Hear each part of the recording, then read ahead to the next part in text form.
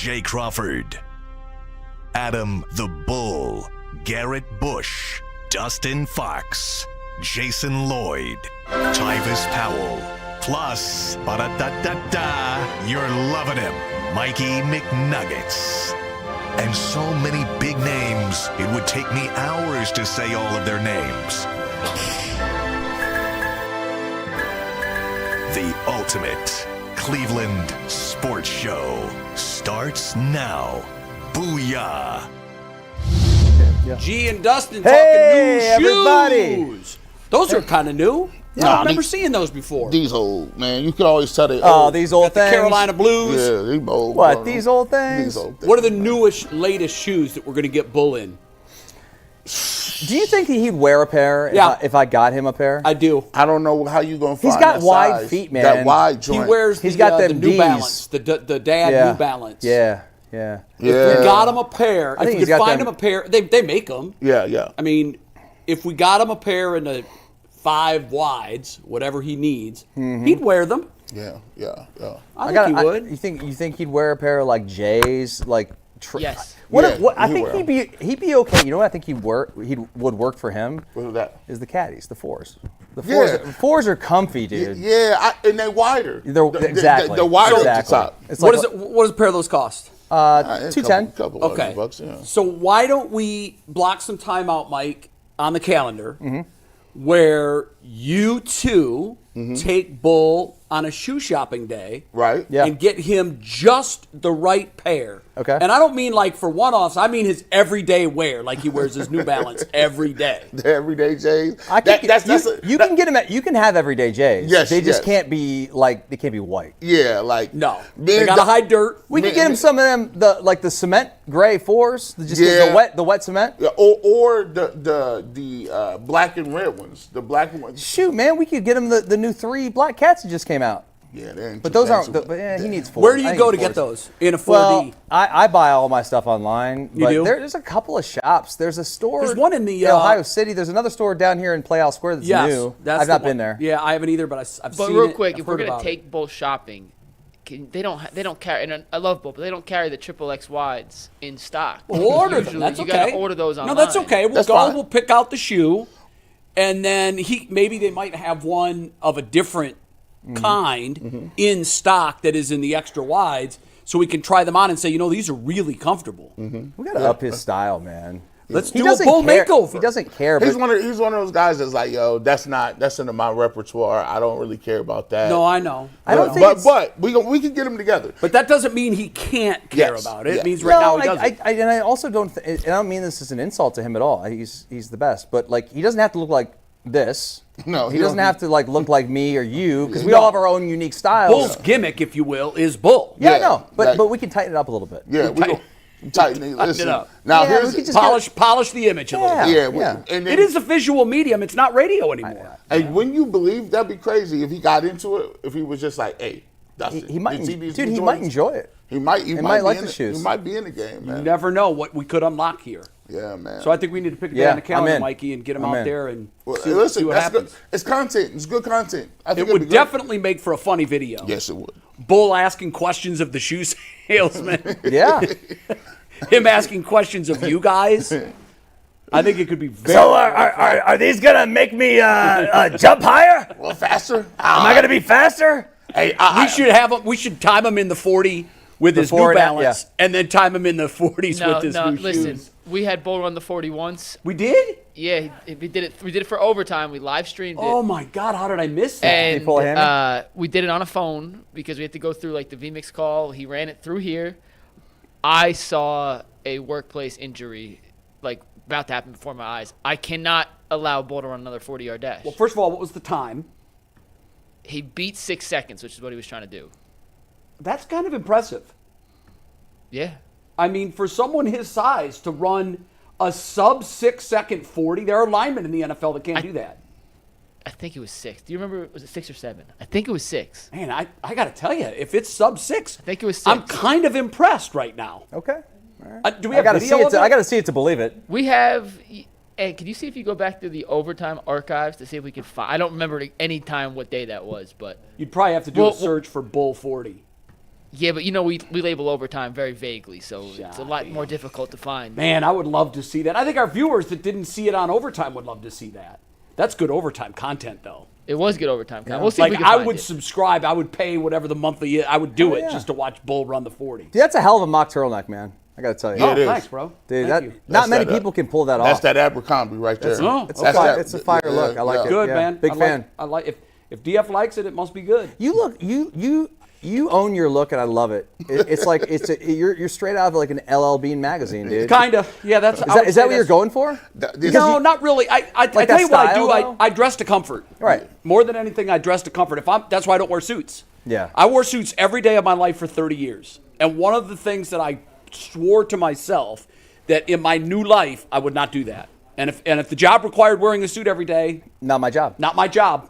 And if that meant that I had to spread concrete, people don't know this about me. I'm more comfortable doing manual labor That's than crazy. anything else. That's what Interesting. Than anything else. And that can include home improvement. It can include you wood you projects. handy? Oh, very. Really? Absolutely. Yeah. Good for you, man. I don't know. You weren't at my house for the Super Bowl party, had a but my whole- golf studio, I did it all myself. I got to see your crib. Oh. I've heard great things. And this It's dude, okay. When I was out there, man, he had a bulldozer out back. He had an excavator.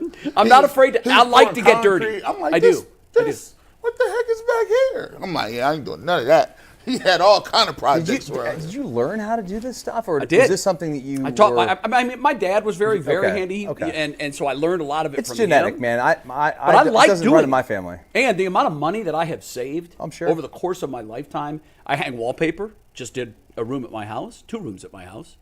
I paint. So what I'm getting at is, you put me in a shirt and a tie, and I'm like, I feel like a monkey suit. Get me out of these clothes. Right. I can't stand it. So I dress yeah. to comfort, and fortunately, I'm doing a gig now where I can do that and get away with it. Love it. Love it. All right, Mike, we got a great show in that Chris Rose is going to be here. I got to pause. I'm watching the video. I found the video. Oh, so fantastic. we're going to download it, and then we'll... Can we turn it around? Yeah, by the end of the show, Oh, sometime in the show, we'll get this video in for you guys. How was Lovely. this form? Bull terrible. I'll be the Bull judge ran of that. Bull ran a 20-yard dash, and then we doubled it because he ran it you outside really in gotta- the gym, Okay. from the gym door to this door. So He did it in the parking garage? No, like right in the Like in gym. the He started hallway at the gym, inside Down of this the gym. hallway. Yeah, so it's a 20-yard dash. Oh my God. We'll just say that at some point in the show we're gonna play the video. It's if a you missed it. 20-yard dash. Yeah, you'll see. You'll see. And then We'll they play doubled the video. time. So he must have done it in... Also, sub 6 was in my head. Yeah, but Just- you yeah, can't there's dou- no you way he ran a sub 6. yeah, There's that just that no was way. in my You head. can't double the So- time though, because you No, get you faster can't. after 20 yards. Typically you do, but some people get slower. I know. Fair enough. Bull's exact words were, enough. "I'm not making it 40. I'm running 20." So, I'm not making it 40. and this all started when we had Marquise Goodwin on the show, friend of Corey. Yeah. And Bull called him out during that episode to a race. He said, "If I started on the 30-yard line, could you beat me in a 40-yard dash?" Oh, no, So he we were wouldn't. trying to figure out how fast Bull Yeah, could no, run. he wouldn't be able to do that. But I think if he started at the 20, he'd dust him.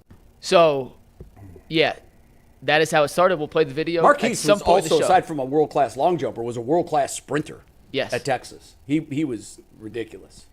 Now I'm watching this back again. Yeah, I can't wait to see this. Do we yeah, have I a think- stopwatch on it? Yeah, and I think Bull ran 10 yards. Yeah, I don't think it's 20 No, yards. I put it all together because I'm listening without sound. Bull ran 10 yards to see if he could beat Marquise Goodwin from the 30-yard line to the 40. Oh, and then you if got his Marquise time got to see it. if it was faster than Marquise. Yes, Bull did run 10 yards faster than Marquise could run the 40-yard. Yes, dash. absolutely. Barely. I mean, we'll show you the video. barely? We'll show you the video at some point in the show. Anthony's going to turn it around for us. I can't But yeah, wait. That's reason enough to stick around right yeah. there because I haven't seen it. Yeah. You were not there that day, so it is definitely funny, and we love Bull, but we're going to make fun of him a little bit You today. know what I like? Have you guys seen how the NFL or the fantasy draft guys do the draft order by 40 times? Have you ever seen those videos? Yeah, where That's pretty funny. you talk about the tracks? No, so let's say there's a 12 team draft. Instead of randomly selecting, this, yeah. they half every the year guys pull select hammies. a different athletic endeavor. And last year, this particular group decided they were going to decide their draft order by 40-yard dash. 1 through 12. Oh. Fastest guy gets the number 1 pick. Right, All exactly, the way and down so through on. 12. Yeah. That's kind of intriguing. But I've seen And these. Corey, of course, wants to do that in our family. That's we have cheating. 14 teams. That's And I'm like, cheating. yeah, Corey, Come on, that's dog. not happening. That's Yeah, not it. because he's probably the fastest guy by far, right? Well, absolutely by you far. I mean? mean, he runs a 4.340. We have no chance. How old is Corey now? Corey is 32, I think, 32. And so he's still in great shape, I assume, right? He's a freak. Yeah, so He is. he's probably still running in the 4.4s. If not for his torn labrum in his hip, he would still be jumping. Yeah. And be jumping competitively. Damn. Okay. Let's dive jump in. into it. We promised the Bull video at some point in the show, so stay Chris tuned Rose, by the way, for at noon. that. Chris Chris Rose Rose at noon. Yep, we're going to talk plenty of Cavs, plenty of Browns. We're going to start with the Browns after a quick word from Game Time. Live events are the best, so much better than watching it from your couch. So if you want to get to a game this season, whether it's the Cavs, the Guardians, the Browns, a concert, you better be using Game Time to get your tickets online. Their new feature, Game Time Picks, filters out the fluff to show you only incredible deals on great seats, so you don't have to waste time searching through thousands of tickets. Take the guesswork out of buying tickets with Game Time. Download the Game Time app, create an account, and use promo code LOCKEDON for $20 off your first purchase. Once again, create an account, redeem code LOCKEDON for $20 off. Download Game Time today. What time is it? It's game time. All right, guys. Yesterday on UCSS, Bull mentioned very leisurely that he would trade Myles Garrett if he was the Browns, and we kind of just glossed over it because it was just a throwaway comment. And literally about 27 minutes later, Andrew Berry came out, and Steve, if you want to take tag board full here, said, I don't give a rat's ass what teams are offering. We will not trade Myles Garrett. You're paraphrasing this now, right? offseason. Yes. Okay. His exact quote was, we won't trade Myles Garrett no matter what the offer is. I made it a little more exciting because Yeah, that's what I just that's what we wanted to try to make do that here. clear Andrew to the Berry did not viewer. say rat's ass, but I did. Right or wrong decision, Jay Crawford, in your opinion, for Andrew Berry to come out and make a strong stance that Myles Garrett is a Cleveland Brown and will remain a Cleveland Brown for the 2025 season? It's wrong because general managers typically should never, ever, ever tip their hand in anything. But here's why it's okay. Because Tennessee is not going to draft Abdul Carter. The Browns are. And there's no chance that Tennessee is going to draft Abdul Carter, so it's okay. Follow my logic. Myles Garrett in Week 16, I don't know what my future holds. I don't know. I got to do what's best for me. I want to win. Fast forward a week. I'm going to have a conversation with management to see where we're going. Fast forward a few days. It's all good, man. We're not as far away as you think. Something's coming soon. Okay, I put that through my decipher, and here's what I came out with. In their sit-down, they told him, for the first time in your tenure as a Cleveland Brown, we're going to give you a real bookend, a real threat at pass rush. We're going to go out, and we're going to get a man among boys in college and someone that we think can be a Bosa-level pass rusher in the NFL, and we're going to draft Abdul Carter. And we're going to make our defense stout. That's step one. We're not going to draft a quarterback because the quarterback that's going to turn this franchise around isn't in this draft. And Myles Garrett suddenly was like, cool. We're not as far away as I thought. And expect something soon. So I expect very soon, and I think that was my theory. It's been confirmed with Barry's comments yesterday. They're all in on the defensive pass rush. They've told Myles Garrett what he needed to hear. They're going to give him a long-term extension that will ensure he retires as a Cleveland Brown. That's good for us. So, yeah, I don't really mind that they came out and said all of this because to me, it telegraphs that they're going to take Abdul Carter in the draft. Oh, he got that? Yeah, Dustin. Tell me where I'm wrong. I don't read that much into it. I think Andrew Berry is not going to trade Myles Garrett, even though I think they probably should. What did he tell him, Dustin, I don't know. that made him stand down? Because we were at an impasse. Well, He was saying clearly, this ain't it, and I need some assurances from management that we're going to do something. So my thoughts on this are just a couple things. Number one, like Myles Garrett's going to be 30, right, next year, and he's going to want to. He's actually like relatively cheap for the Browns right now, so he's going to want a contract extension. Yeah. Definitely. He's going to want paid big time money, and the Browns, I'm sure, probably told him something along the lines that they will do that here. Relatively, But he also wants to relatively win. soon. He doesn't want to be Joe Thomas Part 2. Nobody does. Nobody I don't does. think. And I think that But I don't know, man. I think he wants the bag, and then he wants to win.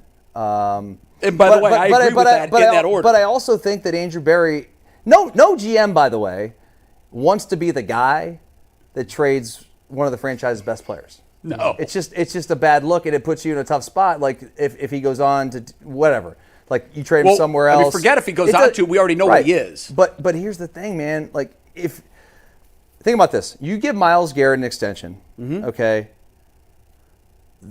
All the good players on the Browns are about the same age as him.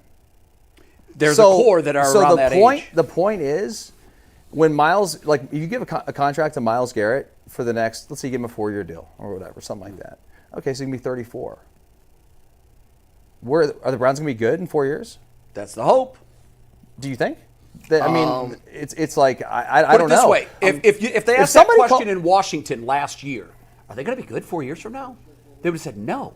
Right, because they got Jaden Daniels. It in one. So if you get lucky with the quarterback, which is the number one thing, and that's why I think that there's no way they don't draft a quarterback at 2. Really? Or if they decide to trade down a few spots, take a quarterback there because maybe somebody wants Travis Hunter or maybe somebody wants Abdul Carter or what have you. But it's fascinating because what if somebody knocks on that door and says, "We'll give you like 2 1s and a 3 for Myles Garrett." That to me, now we're talking. Well, he's already come out publicly and said, "No, I'm not doing it." See this, which is stunning to me that he answered it that way. Well, I mean, this guy is like a CIA spy. He doesn't have a choice. Nope. Yes, sure he does. Myles Garrett. I'm sorry. No. I'm talking about Andrew Berry. Yeah. Andrew Berry answering the question. First of all, this is a guy who has spent the last 5 years moving his lips but saying nothing. Mm-hmm. Well, and in one Q&A with a set of reporters, he absolutely spilled the beans on this one. Because he may have also been told, you're keeping your job, but you're not getting rid of Myles Garrett, no matter what. Maybe. But either way, I'm stunned that I'm glad that he said it, but I was shocked because that's not who he is. That's not how the Browns operate. It's real. It get real interesting when your feet are on the fire. When you on the clock and you don't got no more time and no more years to buffer and talk about the long plan of 5 to 7 years. When you got to show up and deliver today, you'll be surprised how upfront you'll be.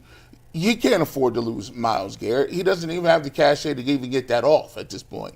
You got to think about it. If you're Jimmy Haslam, you're like, look, man, no, we need to get this thing figured out as we move into the stadium. You said, are you going to be better in 4 years? Not if you draft. Now, don't get me wrong. Abdul Carter is a monster. I spent the last 2 days just looking at how dynamic his burst. He's a monster. He's incredible. However, you said it yourself. The Commanders were dead in the water. They got Jaden Daniels, and they won a playoff game against a team. They also got a ton of pieces on defense. Yeah, they were dead last veteran coach, man. They sort of have the secret sauce for everything right now. But it does tell you that things can turn around rather quickly if you find the right guy. I don't think that it's going to be ever that easy. What Jaden Daniels did this year, guys, was unprecedented. Dustin, it's the best rookie season ever by a quarterback. Correct. By any measure. Yeah. It's the best ever. Which is why it's really difficult for us to sit here and say, "Well, look at the Redskins." Well, I could say this though. I do the same thing, man. You look at the Denver Broncos. They were in the exact same situation as the Browns are in now.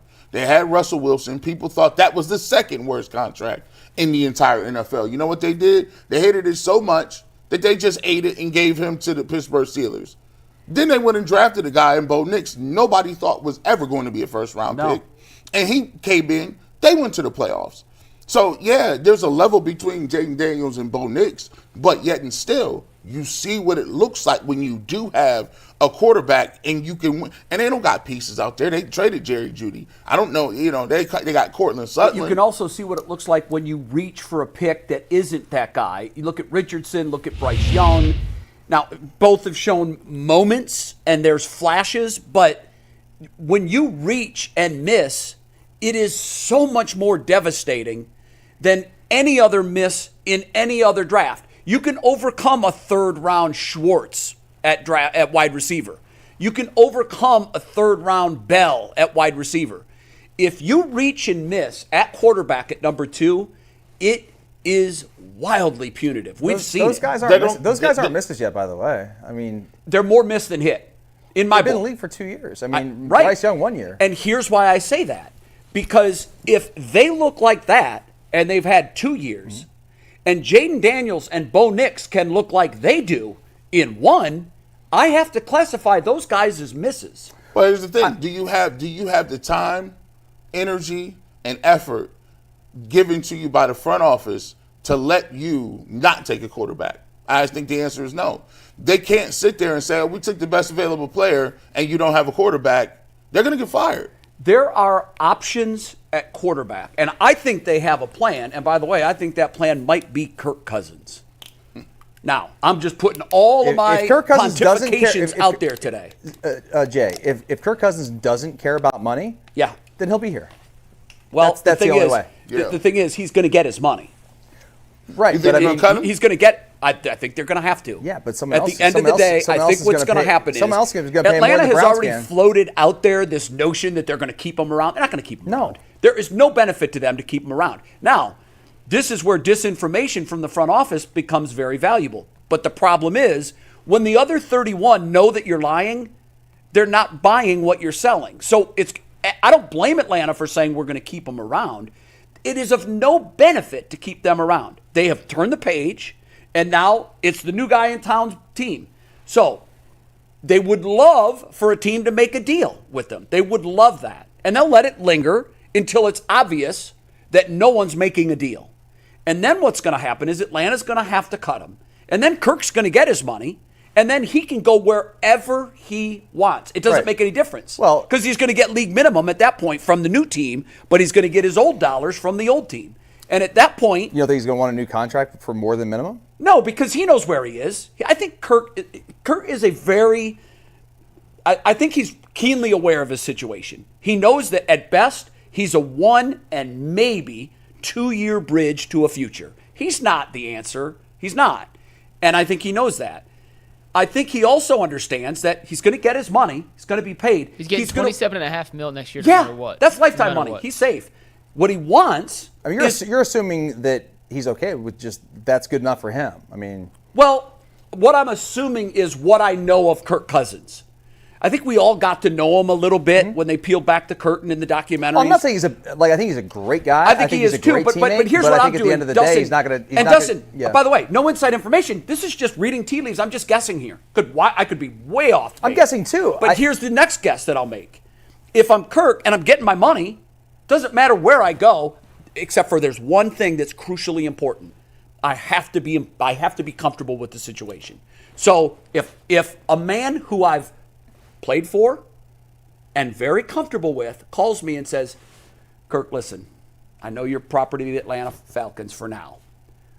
We see you in a Browns helmet next year. I want, as soon as we're allowed to have conversations, I believe some way, shape, or form, that message, those conversations, agents, whatever, I believe that's already happened. I think that if I'm Kirk Cousins, I want to go somewhere where I feel comfortable. And also, the one thing that you read about him when they made the change was he couldn't have been a better teammate. Who better to tutor a young draft pick at quarterback that maybe you take in the third Jay, round? You're dead on. I'm 100% in agreement with everything you're saying about Okay. Kirk Cousins and how he'd be a great fit. I'm questioning: can the Browns afford him? And does he want to come be? My On question the afford is, thing, I want to make sure I'm right on this.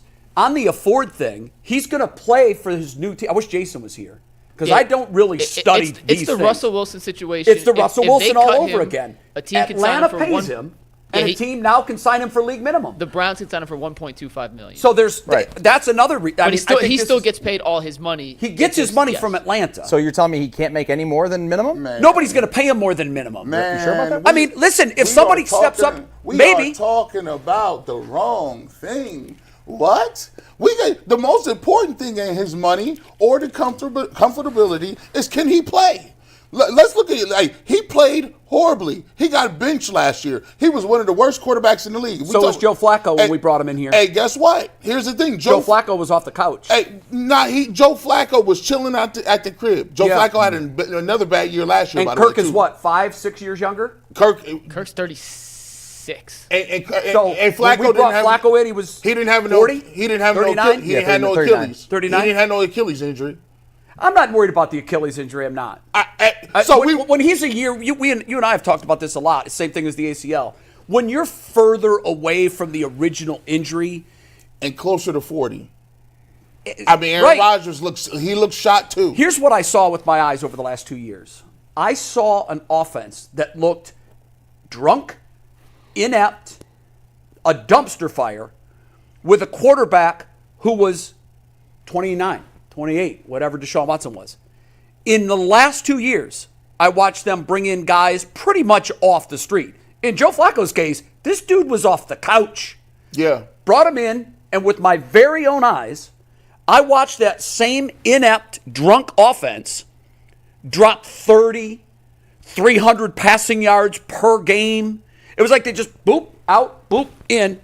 Ta-da! But and all of a sudden, we looked like, we didn't look like we became a playoff team. But what happened is when you start with older quarterbacks, you look at it and they say, okay, Joe Flacco played well in a little stretch for the Browns. He didn't play well last year. No. That's the thing. But that's okay. But they... Our 2 of our 3 wins last year came with another guy off the street that no one thought could play, and he came in here and beat our division rivals. Here's the thing, though. If you want to win, you can't do it with guys off the street. But see, here's what I'm trying to get through. I'm not saying 3-14 to 14-3. That's not happening. Here's what I'm saying. You got to build a winning culture now. I don't think this football team is that far away from at least 9-8. I don't. And you guys can call me crazy. I don't. With the talent that is there. And if you add another premier defensive pass rusher onto a defense that we know can be a great defense, I don't think we're not. Don't get me wrong. I'm not saying, oh, yeah, this will put us in the Super Bowl conversation. No, we're not saying that. What I want for next year is a 9-8. We have got to reverse this culture, and we know it can be done. If you get to 9-8, here's the problem. And then here's your problem. Kirk tutors Will Howard or whomever, and then in 2 years, we pass it over to him. Well, here's the thing. When you're dealing with it, this is the premise that I don't get. If we're talking about this is a bad class, right, and this is not a great class, and we'll talk about it later on, these quarterbacks would be the 6th or 7th quarterback in last year's draft. My thing is, how are you going to take the 5th or 6th best quarterback in a bad draft and bank on that? That's crazy to me. Denver did it last year. That's how. Well, you look at it. If you're going to have Bo Denver Nix, took the 6th quarterback in the class. the 6th best quarter, but that was a great class. It was a great class. This is to what people are saying, a weak class. Sure. So if you're going to take the 5th or 6th quarterback in a weak class, how can you say that guy's going to turn out a pan to be something? It's just unfair to say something definitively like it's a weak class. We don't know if it's a weak class. No, but everybody thinks it is. But you're right, Dustin. People thought that Josh Allen's class was weak. Here's the thing. What I say about no one thought Mahomes, like those dudes, like I agree with what you're saying. I think that there's a lot of times that we sit here and say that this class is weak, this class is this or that. Listen, you can only pick who's available. Somebody in this draft class is going to be good. Somebody. I don't care who it is. There's a good chance. Let me ask you this. Can you put a percentage chance on I'm going to ask you a question here. If you had to put money in the middle of a table right now on guys that you know are going to be good at the next level, how much are you putting on Abdul Carter and how much are you putting on Cam Ward or Shedeur Sanders? It's 50-50. You're going to put the same amount that Yes. Sanders or Ward will have? Wow. You know why? Because I just saw Mike Hall Jr. Mike Hall Jr. got here, and this is what happens with rookies. You get hurt, you can get in trouble, you can have off the field Mike stuff. Hall had a pretty nice impact when he was on the field. That's what I'm saying. But that's when he was on the field. Like, these are things that dictate whether a guy's going to be successful or not. Well, it's a 50-50 proposition. None of these guys have off-field baggage. Mike Hall Jr. didn't have off-field baggage. Well, there were red flags about Mike Hall Jr. I mean, so we just ignored them. Well, I never heard anything about Mike Hall Jr. coming out of Ohio State. I never heard any red flag. All I'm saying is any proposition that you talk about with any of these guys in the draft is a 50-50. None of these guys are finished products. None of these guys are guys that you're going to plug in and Dustin, they're going to you be agree with that? so dynamic. You agree with that? I can't definitively say that. I think that it's easier for a player, a non-quarterback position, to not be a bust, to be a... Because when quarterbacks are busts, they're spectacular busts. Yeah, and like, think about this. Like, if you're Abdul Carter, what are the chances that he's going to be, at worst, an average player, an average starter, right, for 8 years ish? Well, let me try to answer it this way: the stalwart pass rushers that have come out of the Big Ten in the last decade, they've all transferred to the next level. Every one of them. So let's assume he's going to be a good player in the league. Abdul Carter. I'm making that assumption. Yeah, of course it's a bigger risk with the quarterback. It's harder to play the position. See, it's harder. I understand the intoxication of going after the quarterback. He's this shiny object. No, I'm not saying it's intoxication. It's a necessity. That's an intoxication. No, like necessities, like the intoxication is like I'm going out here to get drunk because I have a good time. No, this is lights, cable. Bro. I need one. Bro, we've been in withdrawal for 25 I years. understand Yeah. that. And what I'm saying is that need is like an intoxication. It's like an addiction. I have to have this. I don't want to have this. It wouldn't be nice if I had this.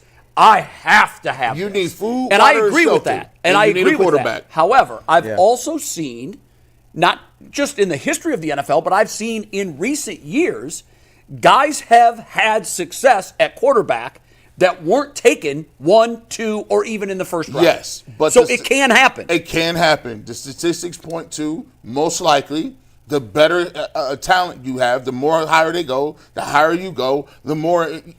You put it like this: at some point, Kevin Stefanski is sitting here, and we've talked about it ad nauseum. We talked about he didn't get to pick this guy. We talked about he's being handcuffed. We talked about the offense. At some point in time, Kevin Stefanski is going to have to put his imprint on his team, and he's going to have to say, I'm choosing that person. Whoever that person is, that's on him. This is the way I feel about the Browns. If they wanted to take Jalen Milroe at 2, all right, well, have at it. Let's see if it works. So here's the If you thing. want Will Howard at 4, and you think he's and you want Kirk Cousins, there it is. See, have at the it. beauty Let's of see if Will it Howard works. is you don't have to take him at 4. You don't have to take him in the first round. But he better be might right. be sitting there in the second round. But- and He might be. Here's but the last is time. Is he going to be your top quarterback you take in the draft? I don't know. I'm throwing a name out there. It could be anybody. Yeah. It could be any of these other quarterbacks that are looked at as second, third, fourth round guys. So, in other words, the grade isn't great, but there's obviously something that the reason I always mention Will Howard is because he has the NFL intangibles. He's big. He's played at a high level. I think he play fakes with the best of them right now in college football and would be one of the better play fakers in the NFL. We know Kevin loves that. Here's the problem with the intoxication at quarterback. The last time our organization got drunk on that notion, they gave the worst contract in the history of sports to a guy that couldn't have failed any more spectacularly. That is the cautionary tale for this organization. Do you want to make a similar mistake twice? You can't be living in your fears. You got to pull that trigger every single time. But if those that don't study the past are doomed to repeat it. But here's the thing: if you are standing here, you're 3 and something. Here's the reality: you guys, they had an opportunity to make decisions with quarterbacks. Baker is on them. He was in the building. They didn't think he was good enough. One decision, you messed up. Miss. You said Deshaun Watson was the answer. You traded the picks, Miss. gave him the contract. That's a miss. You only get 3 strikes. And guess what? You can still get a strike by not taking a quarterback. If you want to go get Kirk Cousins and get Abdul Carter and you win 6 games, you're going to get fired. Because you don't draft second every single year. You don't have the opportunity to be in a position to take some of the best talent at quarterback. And there's no one's giving you a quarterback in free agency. So you are sitting here today with a 3-win team. You know you need a quarterback. We talked about the quarterback all year. Now you have to have the scouting department. You got to have the GM do their due diligence and get paid and actually earn their paycheck. They earn big dollars by banking on I can pick the guys in the groceries that get it And done. they haven't done it yet. Well, if they don't do it this year, And here's the thing: you G, mentioned you just 6 mentioned- wins. If we win 6 wins, we double our win total. I know. We're not at the bottom. We're in a hole that is very difficult to dig out of. 6 wins ain't enough. You said 9. I want 6 I wins want, is enough, guys. If you have a if you have a rookie quarterback, If you got a rookie quarterback and he's playing well. But that's the thing: if he's playing well, you've got more than 6 wins. G. well, no. Bush, you mentioned I don't know about that. contracts. Okay. I wanted to ask you guys this real quick because it started as a Myles Garrett topic and we kind of went off. But by staying and Andrew Berry saying we're not going to trade Myles Garrett, that kind of insinuates a contract extension is coming. The highest paid non-quarterback in football right now is Nick Bosa, who got a $170 million deal worth $34 million on an annual average basis. If that's the highest paid edge rushing market right now, you can see Myles' current deal is the 4th highest. What do you think his new contract will look like, G? 200. He's going to get $200 million. And the reason he's going to get $200 million is a nice round number. It puts him, because he feels, Myles Garrett really, they getting him on the cheap right now, to be truthful. And the only way that they appeased him in that way, shape, or form is this is Deshaun Watson appeasement. Deshaun Watson was like, I'm cool, I'm going to go somewhere else. And they was like, we'll give you this amount guarantee. Oh, well, things changed a little bit now, don't they? Now, Myles Garrett, they're going to have to overcompensate him for his loyalty. So guess what? He's getting Nick Bosa getting 170. I think he's in due for $200 million, and it makes how him many years? 3 Well, or that would 4. have to be 5. No, it's not going to be 3. It'd have to be 5. You're getting It'd have to $200 be million. 5. That would give it a $40 million annual average value. That's Just right. pay him $15 million for every win. Yeah, that's it. and that's so. I say that You get sort a of- contract I and say you that- get a I say that contract. sort of in jest, but I mean the guy's 30 years old and you're going to be locked up. You give him the largest contract of any pass rusher in the league at that age. I mean, he's going to be here. He's going to retire Brown, which will make a lot of people. But it also may hamstring you a little bit. Yes, because now all of a sudden you can't trade him. Who's trading for a 31-year-old pass rusher Nobody. who's making $200 million? Nobody. So- And here's the other thing. On the progression chart of defensive ends, he is probably, if he's in his prime still, he's at the end of his prime. And then, so they usually go like this, and they plateau, and then they go like that. Now, I will say this about Myles Garrett. I'm not going to apply any human standards to him. He is Superman. Yeah, he is. You look at him, he doesn't look like anybody else.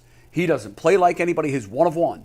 So I do think that he might be able to extend his career to 35. I think that I would bet on this dude being in shape to play at 35. I would just bet on it. I think that would be a safe bet, barring some unforeseen tragic injury.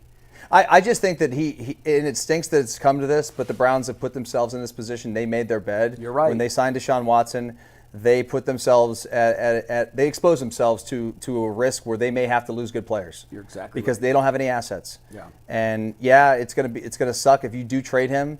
It sounds like they're not going to, but they've said a million things over the years that have come to not be true. I can't think of anything they've said so definitively that they defiantly then changed. I'm open if No, and anybody he can doesn't- think of one. Andrew Berry does not own the Cleveland Browns. No, I know he doesn't, but he talks every day to the guy who does. Correct. And he's got his finger on And the the guy pulse of and the what guy he and the guy thinks. and the guy that Andrew Berry talks to also changes his mind every other second. That's true. So I don't Which believe. is part, by the way, I think we just kind of peeled back the layers and hit on what the real problem is. Of course, with it's the real problem. organization. But here's the If you thing: have a we point- can't get rid of the owner. No, you So- can't. You're stuck. So we're just really sitting here with a rabbit's foot in our pocket, Guessing. hoping we find the right quarterback. Yeah, that's right. We're hoping. And That's also, it. you can't get to your point on the horizon if you constantly move it. And that's the problem with this organization. They have constantly moved the point on the horizon. Well, I give them credit. They didn't move the point on Stefanski. He's been here 5 years. Well, They I gave think- him the vote of confidence. I think recently they're trying to stay the course and see what happens. I'm not saying that's right or wrong. I'm just saying that recently they have decided that, okay, we can't change head coaches every 2 or 3 years. Yeah, I mean, look, they made the decision. They could have very easily said, all right, well, Deshaun Watson is on one of y'all. I'm going to make y'all a scapegoat. We're going to get rid of all of y'all. They didn't do that. No. They came back. They were steadfast in what they were saying. And so now they got to 6 years, 5 years. We'll see what they do this year, though. It's a big year. Huge. For everybody. I think it's bigger for the front office because if the front office doesn't deliver, it's more difficult for the head coach to deliver. But I've made my predictions. You can write them down. I could be wrong on both of them, but I think they draft Abdul Carter. I think they sign Myles Garrett to a long-term contract, and I think at the end of the day, for better or worse, he's better than any option that I've heard anybody bring up yet. I think we get Kirk Cousins in here. I just, and this is my opinion, obviously, I don't think there's any way they're not taking a quarterback really high, whether it be at 2 or trading back to, we'll see. 9, 10, 11, 12, whatever it may be, something like that, because, dude, there's no way you're going into next season without something to hold your hopes on to at quarterback. And it's not going to be Will Howard or Jackson Dart or Kirk Cousins or Kirk Cousins. It won't be. Now, because listen, I've seen this quarterback, I've seen this coach work almost miracles with guys that nobody else thought could play. We're going to talk more quarterbacks like who? Like Flacco? Flacco and Jameis. Okay. I mean, I've seen him do it. Yeah. I mean, those guys are talented players. I mean, they were, but I think they can do it for stretches. And I think Kirk is the same way. Look, I'm not saying Super Bowl, Kirk Cousins Super Bowl. I'm not saying that. Yeah. I'm saying Kirk Cousins gives this organization an opportunity to fight for a 500 record next year. I don't know that Cam Ward or Shedeur Sanders do. That's all I'm saying. Yeah, that's a long game. If the only way I'm cool with Kirk, they better draft a quarterback. I also don't think Kirk's Well, they're drafting very a good quarterback anymore. somewhere, G. They better draft I mean, they're not going to go 7 rounds without calling a quarterback's name. They are getting a quarterback Top in 3 here. rounds. I Top want 3. that too. I agree. No 4th and 6s. I agree. Top 3. I If agree. they don't take a quarterback in the top 3 rounds, I think everyone in this city will riot. So we'll all be on the same page. True. with that. And we're going to talk. Guys, this is an organization that's building a new stadium that wants to have But they excitement want to build a new stadium. and buzz. They're going to build a stadium. And they're going to need people to be excited about it. You have something to say about that? I wouldn't be so sure about that. Go ahead. Spill the beans. Well, I've said it before on this show. There are obstacles for them getting this done.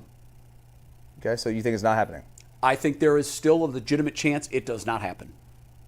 Okay. Now, I mean, I no, legitimate I chance would means- listen to you more than me. This is something over 25%. It's not 99% You that think, they're building a new stadium. 75% to get it done? I do. Okay. I think a 75% chance that they get it done. And I also would say the caveat to that is if they do, they're paying for almost all of it. Yeah, billionaires always get what they want, man. They do, but when they find out that they don't have the help that they thought they were going to get, that check gets bigger. What's his tolerance? I don't know. Yeah, We'll find he also out. bought the team. He bought this team for a billion, and they're worth 4 now. You're right. Like he's doing fine. Oh, and listen, he's absolutely doing fine. But rich people stay rich and get richer because other people pay their bills.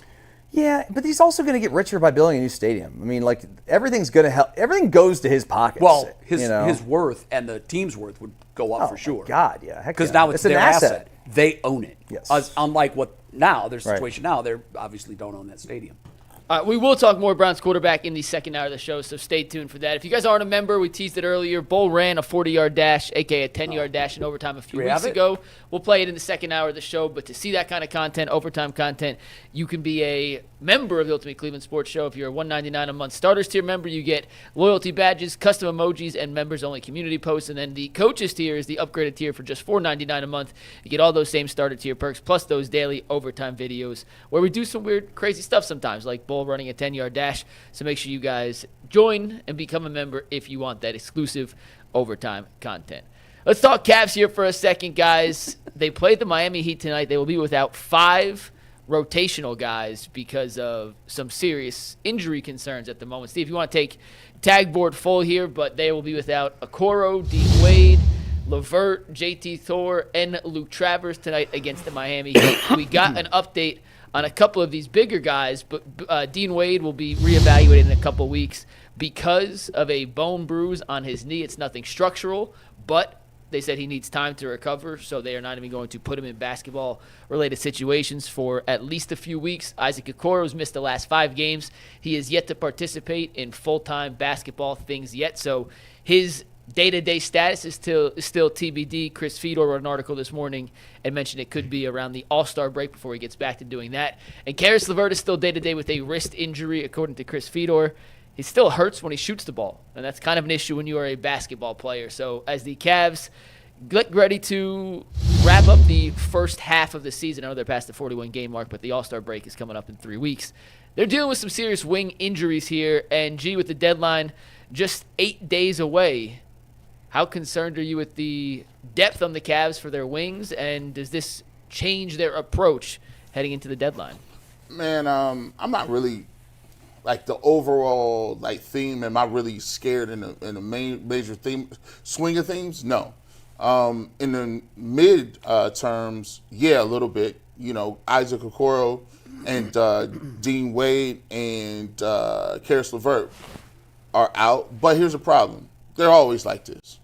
At some point in time, Karis LeVert or Wade or Okoro are always in that same position of it's funny because they all kind of play the same position a little bit. Like they give you, the kind of some of the same skill sets, especially when it comes to defense with Wade and Okoro, offense with LeVert. The crazy thing is they do this every year. It just seems like Dean Wade can't stay healthy, and that's the problem when it comes to the Cavs in the short term. In the long term, it almost may work out because he's going to have to figure out who else he has. Max Strus came back, and the thing about Max Strus was he was out half the year, and we were talking about where they're going to find business for Max Strus. Well, we figured that out quickly. There was opportunity for guys like Sam Merrill, and we even Ty Jerome was one of the main guys off the bench in the beginning, but he had to start splitting up some of his minutes. So you're going to see more Strus. You're going to see more Ty Jerome.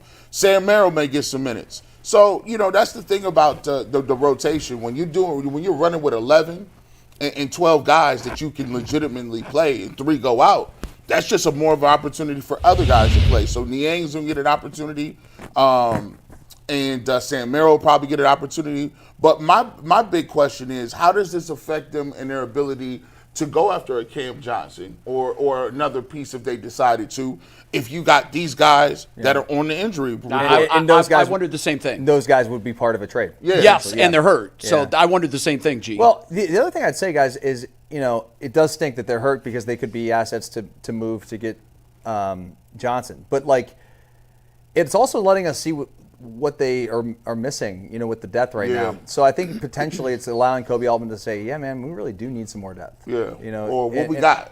So, right. And so when those guys do get back healthy, I'd be on the phone, man. I'd be working it and trying to upgrade, improve this team. If they can pull that deal with Brooklyn, man, that would be unbelievable. What's the deadline? What date is the deadline? A week from tomorrow, it's that February soon. 6th. For some reason, I thought it was later. The one spin zone in a good way of this. You ever want to deal with injuries, and none of these guys are seriously injured. I don't think their current injury status would prohibit them from being in a deal.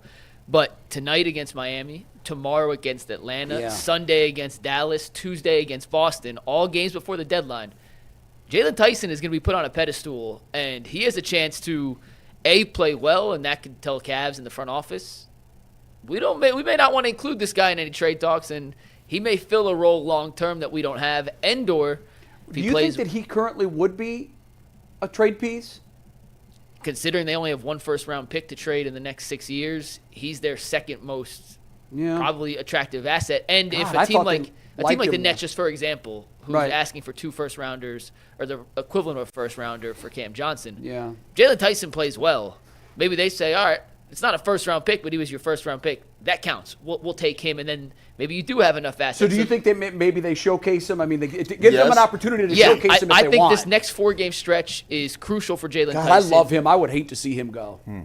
I think he got a little something too. I like his game. He can play. I love it. I see him as a guy that's one of those little linchpin guys where he's almost like Derek White. Remember Derek White was coming off the bench and all of a sudden they was like, hold on, this guy can play. Yep. Jalen Tyson has the size. He's physical. I think he can guard bigger or smaller guys. So I want to see what he got. That's the good thing about it. The core 4 is still there. You shouldn't be dropping that many games, and you're going to get to see some of the role guys play with starters. That's the thing I want to get a good evaluation with. Yeah. Give him some minutes with Donovan and Darius and one of the bigs to see what he could do. That might hurt us a little bit when it comes to putting these guys on the block. Yeah, that was my fear too. I don't think the injuries are serious enough to – if someone likes Okoro or Wade or whatever, even LeVert, I don't think any of these deals would be like, oh, now we're because they're nagging. They're not like structural injuries that are going to need the surgery. AC joint for a core on the shoulder is to me the most concerning long term, just because he was not good in his short stint back after missing games. Came back, he scored 10 points in 5 games. Could not buy a shot, and if his shoulder's not right, can't really play bad. It's a shooting shoulder. So to me, that one's the most concerning. But they said Dean Wade. No structural, just time. It's a bone bruise. You just need time to heal on that. And LeVert is doing basketball activities. He just hasn't felt good enough to play yet. So not too concerned on those. You know what's so disappointing about Dean Wade is I feel like Dean Wade is a legitimate starter. I feel like if they sat down and told Dean Wade, look, we're going to invest in you. We're going to make you the full-time small forward. I think Dean Wade would put up really good numbers, man. But the Cavs can't do that because he just can't stay healthy. I know. He's just one of those guys where I don't know. It's just one of them things where it always seems like it's something. But, I think he would be a really, really a good, solid piece as a starter. It's just I don't think they could really invest in him like that, given his injury history. It's a concern for sure. And if you're going to invest in a guy long term with a lot of money, you better not have those questions. Right. I mean, it's always an issue, but when you're often hurt, you're hurt often. And Well said. Very well. That is well said. Guys, real quick, I want to pivot to a different Cavs topic that kind of relates into this. Tomorrow morning, we're going to have an Ultimate Cavs show coming out on a little trade deadline preview. We're going to go over the same trades on UCSS later, but I wanted to pitch these to as many different people as possible. So Jason's on the show tomorrow in studio, so we got some of my favorite Cavs Twitter people to come on and talk about some trades, so make sure you guys check that out in the morning tomorrow. Yesterday on ESPN Radio, Brian Windhorst, a friend of our show, but also does some ESPN Radio stuff, went on with, I think it's Rizzo, but I'm not 100% sure, but he was on ESPN Cleveland yesterday and was asked about some potential buyout candidates for the Cavs, and he gave 2 names, Lonzo Ball and Ben Simmons. Jay, Dustin, I want to start with you, Dustin. Lonzo Ball, Ben Simmons, would you have any interest in bringing those 2 in as buyout candidates? Man, Lonzo Ball, I thought was for a second had a chance to be pretty good before the injuries. So I don't know. I mean, Simmons still can't shoot, right? nope. Correct. Good defender. What are they saying about him in the locker room? Because he's kind of a weirdo, right? I think there are issues. Yeah, I would not say he's the greatest locker room guy in the world. Chemistry issues would definitely be a concern. Ben Simmons be strange, man. I know he is. He's a weird duck. He's a different cat. Just that, like, you ever get one of them dudes in the locker room and you be playing with them, and they just mush mouth. They don't say nothing. Guys will be yucking it up laughing. They just walk by like they got something wrong. They're always smelling something sour. Like we get there as quiet guys, right? But then there's guys that are quiet and standoffish. We used to have to make people do stuff. We used to have like rookie shows, make guys stand up and sing. Come out of the shell. Yeah, you got to do something. And Ben Simmons, after he had that traumatic situation where he couldn't make a layup, I think that screwed his whole life. Like think about that. Think about it. If it's like a pitcher, and all of a sudden one day, Jay, you can't find the strike zone with regular fastballs. And you're like, but I'm the number 1 prospect. Or second baseman like Chuck Knobloch, who just could not throw the ball to first base. Or a catcher like Mackie Sasser, who couldn't throw the ball back to the pitcher. It's just I think it got it in his head and it destroyed him, physically. It's like a golfer that gets the yips with a putter. You're done. You're done. He was one of the most gifted passers. His rookie year, it looked like if this dude could just give me a regular jump shot, not a 3-point shot, just give me a jumper. We don't even care if you shoot free throws. He was so dynamic defensively. He was dynamic in the open court. He was big. He could pass. He made an all-star game early in his career. And then when them lights got bright, it destroyed him. And I don't think he's ever coming back. It's a wrap for that. No on Ben Simmons. I'd be a no on both of those guys. I would say Ball to me would be more tempting because of the talent. Yes. But I would still be a no on both of those guys. It's got to be the right fit.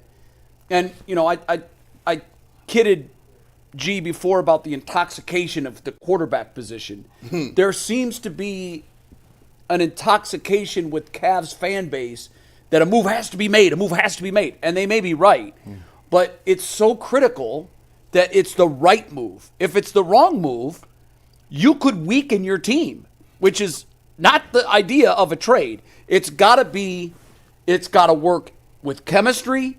It's got to work with skill set. It's got to work, obviously, with money.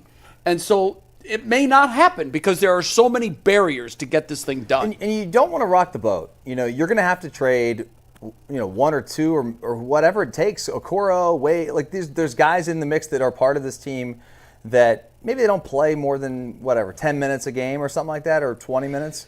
That won't play heavily in the playoffs. Right. But the point is those guys are still here, and they're still Right. part of the team, Yeah. and that dynamic is something that we don't understand because we're not in that locker room. Yeah. And Well said. you pull guys out, you put somebody in, and they may not play. Niang, Niang is the one guy that I would Right. worry about when it comes to that. He's a Ultimate glue guy. popular guy. Yeah. His teammates like him. He's part of the fabric that makes up their collective chemistry. And when you disrupt that, like any chemistry experiment, it could explode. When you're in a locker room, and all of us played sports at a high level, and if somebody leaves that locker room, even if they didn't have a huge impact on the court, on the field, what have you, when they're gone, you're looking around, you're like, it just feels different right here, doesn't it? What's different? So-and-so's It's gone. like Johnny's gone. It's like, Yeah, they you're right. say, hey, listen, Ultimate Cleveland Sports Show, it was nice. But to get on KYC full time, we need to make a deal. We need to make a change. We need to get one of these ESPN dudes. All of a sudden, they come trotting them in. They say, listen, two of y'all got to go. We don't to make this money match. Like, two of y'all got to go. Then they had a conversation. Now you're looking around. You're like, dang, bro. I know a Skip, and that's a big gift for him. But five of us got to go. It's going to be just J Bull and Skip. Now, think, these people you work with, like, but that really happens in the NBA. They be really like, we get Cam Johnson. That means Niang got to go, Strus, and then people catch strays because they can have anybody other than the core four. They like, dang, I thought What are we? Well, I thought we was balling. Well, for Simmons and Ball, at least in this case, they'd be buyout guys. So Yeah, you're so not it's different with necessarily- these two. Right. But with the other ones, With the other ones. there's so many barriers to getting this damn thing done. I gotta Mike, tell you, though- if you had to say feet to fire, do they make a deal or no? I don't want to give away tomorrow's entire segment. Okay. I will say I think it is very difficult to put together big enough pieces to make a splash. However, and we have to take this into consideration, then I want to show you guys something else. The Cavs will be a second apron team next year when Evan Mobley's extension kicks in. And Donovan's Definitively. extension. Barring, they're right now projected over the second luxury tax. Exactly. Second apron. It is significantly harder to make any kind of move of substance when you're in that stage than they are right now. I agree. So if you Jason's know you're talked about it going many to be times. a second apron team next year, now is the time to make If a you're- move that- because you have yeah. the ability to. Look I at agree the with Phoenix that. Suns, for example, who are currently a second apron team and would literally give Bradley Beal away for a bag of pebbles if they could. And they cannot because of the fact that they need to match salaries to the dollar. Yep. If it's not to the dollar, you can't make a deal. You can't trade with certain teams that aren't. Next year, they will be in that situation because of the extensions, and they're in a much better situation than the Suns are because it's homegrown guys that are much younger, not comparing the two. But if you are going to make a move, it is much easier to make a move now than it will be in next year or in the 26-27 season when you're hamstrung. I So agree. Kobe's in a difficult situation. I do want to show you guys one thing. Lonzo Ball I'm out on. I can talk myself into Ben Simmons. Really? Why don't you like Lonzo Ball? Because you feel like he's shot. He never gonna play again. I like Lonzo. I just don't know what he brings to this team they don't currently have. I want to show you guys a text. This is not new, by the way. I texted this to Jason Lloyd on December 11th. Steve, take this. This is a live screenshot of me to Jason. Call me crazy. Maybe it's just after a heavy squat day. But I think I talked myself into for a very specific minimum role if I had to, and that is Ben Simmons as the tweet saying that if he was a buyout candidate, the Celtics were the favorite, the Cavs were the second favorite in that time. Steve, take the next one. I then responded, and this is what I want to bring it up to. If you look at, and you can drop this now, you don't have to read the whole text, but essentially, can you imagine, and once again, no risk, buyout. If it doesn't work, you can cut and move on, bring Right. more money. And we got Chris Rose, so we'll make this super quick. We'll bring Chris Rose on in 1 sec. Alongside Evan Mobley, if Mobley's at your 5, Simmons is 6'10", still ranks, according to Clean the Glass, in the 91st to 93rd percentile on almost every important defensive stat. Yeah. in the short roll, his passing, how they use Isaac Okoro when they put him at the 4. Yeah. He brings no shooting, 0 floor spacing, 0 zilch, none at all. I get that. Yep. But for late game defensive situations, he's still 6'10", and if you're going to use him as the screener, he's still an elite passer. His assist rate, his assist percentage, all super high. He's a locker room issue. It's the last year of his deal. Maybe he would buy into a championship caliber culture because he has to if he wants to get paid again. It's a risk, but it's such a low risk, and I think it does have enough of a payoff that I could talk myself into it. Kenny knows him, right? Or were they No, not together? he was- I'm trying to think. No, he was gone from Brooklyn when Kenny came. Got it. I mean, you make a decent point.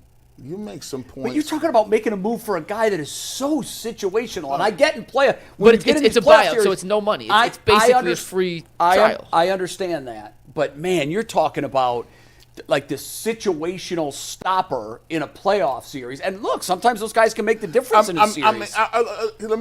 I'll do it. Do you think? Okay, can Ben Simmons guard Tatum and Brown individually? From a size standpoint, he's closer than what they have. Yeah. Yes. Do I he's more trust Ben equipped. Simmons in the He's playoffs? better Not equipped. necessarily. Yeah.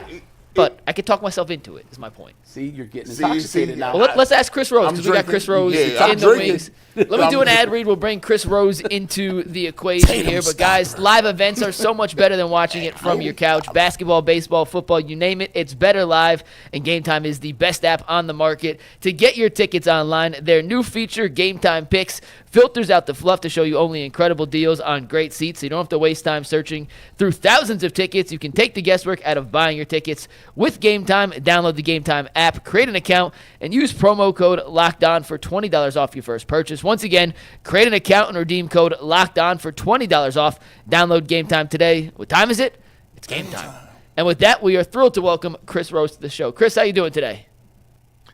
Well, I was okay until the first thing I heard in my headsets was, boy, we really need Ben Simmons. And then I about grew up in my mouth. Needs a loose exaggeration. It did kind of ruin my day too, Chris. Hey, man, we Yeah, got to get your take gotta on tell it. He tried to teach the way Mikey is real good. I know he is. At just, subtly giving you the advanced analytics. And then after a while, I'm like, well, maybe Ben Simmons could be the difference between us beating No, the the way he did it Celtics. was I could be talked into. Yes. Yeah. No. Chris Well, can't. let me talk you out of it. All Let right, me here we talk you go. out of it. Yes. The reality is, no matter what the analytics say, and I understand it, I have watched him not be guarded in several playoff series. It's like whenever his team has the ball, it's 4-on-5. And the problem is, if you make him a defensive stopper, there's still the flow of the game you have to worry about. Yes. So when are you using him as a defensive stopper? My I think guess it's is, situationally.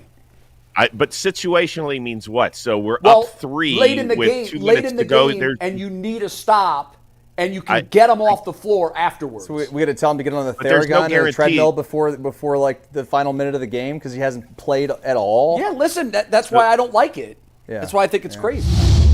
No, I think it's insane. I think But there's Chris other is right. guys to be had. He's got to be on the floor on offense, and he becomes this liability. And Chris, the reason he's unguarded is because he's not a threat. He's a liability.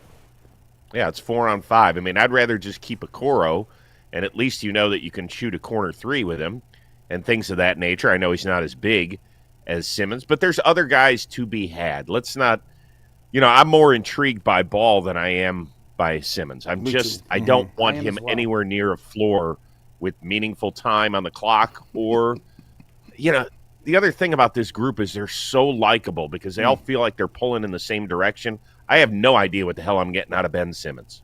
Zero. That's My fair. God, Yeah. I used to be such a better-looking guy. What the hell happened with this beard? Chris, doesn't a it hell of a suck picture, that we've dude. aged like this? That's This a hell of a wasn't picture. supposed to happen to us.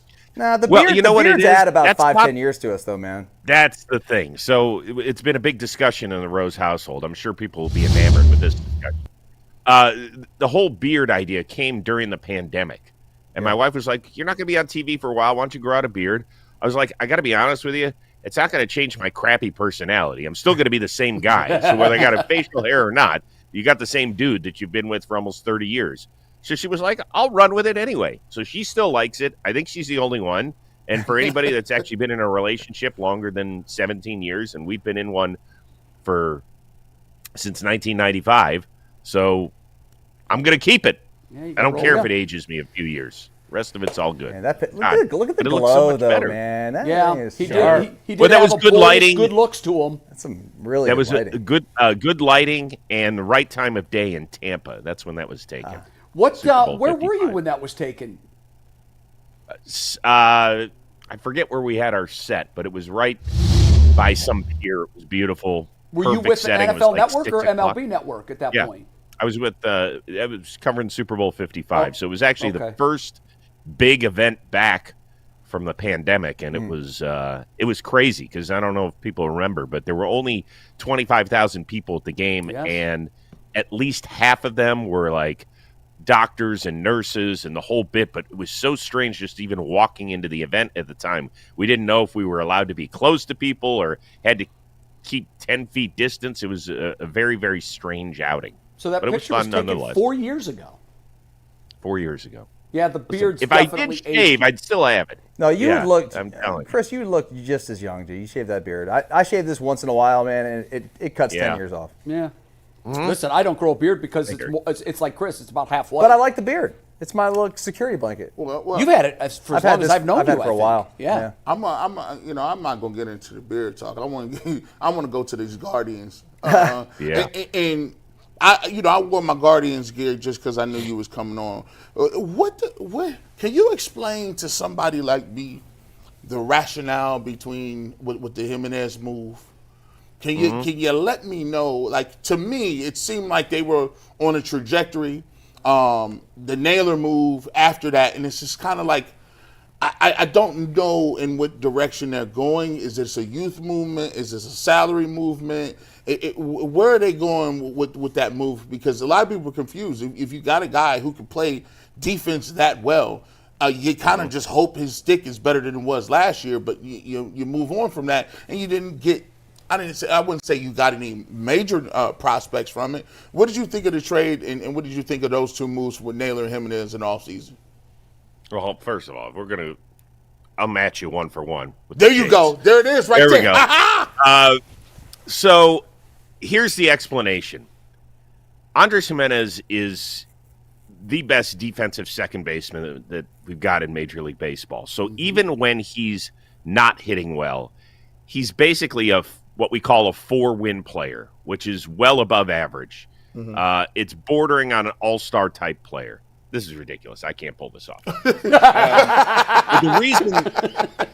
The reason the Guardians did this right now was his salary is going to really start to go up after this year. I think he makes around $10 million this year, then jumps to like 15, then 23 for a bunch of years in a row. If he had another season at the plate like he did this past year, he was going to be not unmovable, but they were going to either have to eat salary or take back a lesser prospect, which I don't think they wanted to do. So they felt like this is the time to do it. Plus, the Guardians have a ton of middle infield prospects. At some point, you either have to move those kids or move them up to the big leagues. So I think Juan Brito is going to be the first guy that gets a crack at it. I still think that Gabriel Arias is in the infield mix somehow. We know that Travis Bazzana was the number 1 overall pick. I still think he's probably a year away, although maybe if he really hits it hot running this year that you could see him toward the end of the season. I love Jimenez. I think he's a glue guy. He's obviously a fantastic defender, but I understand why they moved him at this point. And what it allowed them to get a guy like Spencer Horwitz for 10 minutes where they could then flip him to Pittsburgh for a guy who could be a solid middle-of-the-rotation dude in Ortiz this year, which is something that we severely lacked when we made a run to the ALCS a season ago. With Naylor, I think I told you on this show probably a year ago they missed the boat on extending him. And once they didn't extend him, well, they've got other guys in the pipeline, and they're not going to pay him. I mean, you can see how tough a time it's been for Pete Alonso to get a contract. And Pete Alonso's been as prominent a slugger as they've had in the National League since he came up 6 years ago. He can't get a deal. So Josh Naylor, what were you going to pay him that was going to make him happy? I don't know if there was probably an agreeable number. Is it a risk what they've done? Absolutely. Do I believe in this front office? More times than not, I do, particularly on the trade front. But they are trying to thread a very thin needle at this point. Yeah, Chris, I would echo those thoughts. I also think that Jimenez took a step back offensively and wasn't quite as good offensively as the guy that maybe they thought they had when they signed him long term, and that became an issue too. But defensively, I mean, they're giving up. I think you can make the argument that he's the best defensive infielder in baseball, and you know, but I think it's one of those things, Chris. It's not a popular move, but I do think it's a smart move. It's prudent when you peel back all the layers and you realize why they did it. Well, they can't afford to pay 9 figures to a guy that can't hit consistently. They just can't. And I agree with you that at the time they paid him after the 22 season, they felt like, okay, if we get this guy, then we're laughing all the way to the bank. The last 2 years have gone down. And, you know, people say, well, if he returns to his 2022 form, yeah, but that's been the outlier of his career. Right? Last year wasn't the outlier. I'm rooting for him. I love what he brought to this team. And like I said, it's a risky move, but it's how the Guardians do business. Whether you like it or not, and you say, well, I wish our owner spent more money, get in line on that one. I mean, the Yankees owner was crying poor during an interview that he did with Yes Network. He's like, the Dodgers can do things that, quite frankly, we can't. I'm like, well, hold on here, dude. There's things that the Dodgers can do that you can't? Come sit in Cleveland, Ohio for a little while. See how you feel. The gap between the have, and I say have singularly as the Dodgers, and everyone else is astounding and troubling, I think, long-term for the health of the game, but that's where we are. Dustin wants to move this to football. Chris, talking some Browns here. When we talk Cavs there to start, but like, what do the Browns have to do? What can they do this offseason, the next couple of months here, to make them watchable this year? Woo! Well, That's a good question. Not have the quarterback room that we had this past year. That was a brutal watch. That's obvious. Although, listen, the Jameis experience, we've all experienced it from afar, whether he was in Tampa or New Orleans, and it was a blast. And then when you actually get on the ride, it's still enjoyable. Like those few weeks where he lit it up, whether it was Pittsburgh or the Monday Nighter in Denver, even though it had its play calling duties. I think it's important. I thought it was a disaster last year when it kind of played the game of, well, we'll let you know on who's calling the plays. Like definitively in mid-January, he said, I am calling the plays. And I think that's great. There's no story to it. We know where it's running through. Tommy Reese is the first-year OC. I'm okay with that. Let a young guy have at it. I personally hope at this point, 3 months out from the draft, that they do not take a quarterback at 2. I just don't think any of these people are worthy of it. I just really don't. And I know that I'm even going to go against my own argument here. There were 14 teams in the playoffs this year.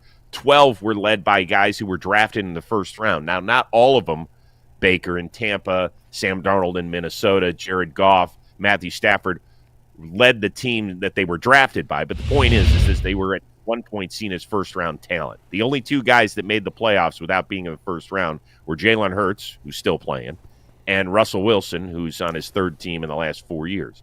So I understand most likely you need a first-round quarterback to get this done. But I don't know if these are the dudes that you want to pass over other elite talent for.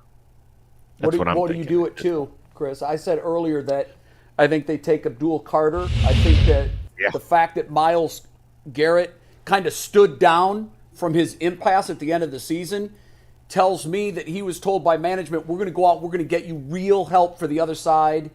And he teased that you're going to hear something soon. I think they're going to draft Carter, and that has placated Myles, and they're going to give him a long-term deal and to help shore that part of the team up because they know the talent in the draft is there to do that.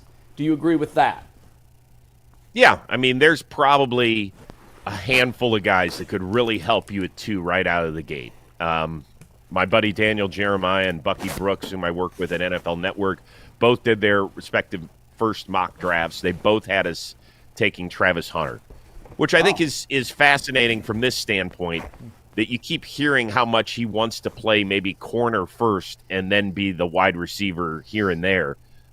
gosh, I don't know if that can happen. The guy right now weighs like $170, and there's nobody outside. And maybe Dustin, you can correct me, but there's not one guy I can think of that plays outside or even in the slot at 170 pounds. Well, Chris, look at our team currently. I mean, Denzel is bigger than 170 pounds, but he's not much bigger than that, and he can barely stay on the field. Right. You know, right. I just think it's tough to be a light guy playing corner and hold up for 17 plus games. It really is. Whereas if he gets to 180 pounds, he definitely can, you can play him anywhere on offense, and you can use him as your chess piece and use him properly. I mean, I would say, all the guys I've talked to say that Carter is unquestionably the top talent in this draft. And you pair him with Myles, and you've got something special there. Like there were times where I thought the defense certainly looked the way it did in 2023. It wasn't nearly as consistent, and there were problems. But I think that those are more fixable than what we saw on the offensive side of the football, where the running game was a rumor and the quarterback play was horrific. So what do? Sure, Kirk Cousins might be available. Daniel Jones might be available. Those don't knock your socks off. But I think at least with Kevin Stefanski calling the plays and with adding more pieces on offense and finding a true left tackle, I think all of this can be helpful. You mentioned I'm in agreement. Like if they draft Travis Hunter, I won't say anything. They draft that for Jewel Carter, I'm not going to say anything either. Now let's get to the quarterbacks. I told actually Jay and Dustin all the time. It seems like Cleveland has been in a firestorm for the last 10 years. Like you had the Odell Beckham Jr., you had Johnny Manziel, you had Baker Mayfield, you had Deshaun Watson. It seemed like we have lightning rods. If the pick is at number 2, Shedeur Sanders, where does that rank? Do you think Cleveland is now a place where people still, like the media, will be like, hey, Cleveland is a story still? And for some people, they don't want to be a story. They just want to win football games and go back to being regular. But do you think if Shedeur Sanders is the pick at number 2, how big of a media storm or how big of a media issue do you think that will be nationally and locally? So I don't know Shedeur very well. I think I shook his hand once, maybe when I worked with Dion for a decade or so. There's parts of his game I like, and then there's parts of his game that I don't love, and I don't know if everything else that comes along with it, meaning is there going to be a social media firestorm after every game? If things don't go well and somebody perceives it as a problem with the organization, is that going to cause something else that you don't want in the locker room? I don't know. I mean, I've got those trepidations too, Chris. Yeah, that's very fair. I have those as well. I was talking to somebody this morning in the business about this and knows the situation with Shedeur better than I do, and he made some good points. And like, the one thing that I worry about is the bleep show. Is there going to be a bleep show surrounding this guy because of Dion and it's all diamonds all the time? And I think that has to be factored into the Browns' decision. Correct. However, there's something to be said for the fact that Shedeur Sanders, since he was 3 years old, was built to be an NFL quarterback. Has had the limelight on him since he was 7 years old, and then everything to this point has been he's the guy. Like, so I can see both sides of it. Well, so is Todd Marinovich. And I also think I hear you. That's one guy. But I also think that Shedeur has good traits, good qualities, and it does take a special player to be able to be the quarterback of this team. Yeah. And I still think that it's going to take a special person to turn this thing around. I think we sort of got it with Baker where he stabilized it.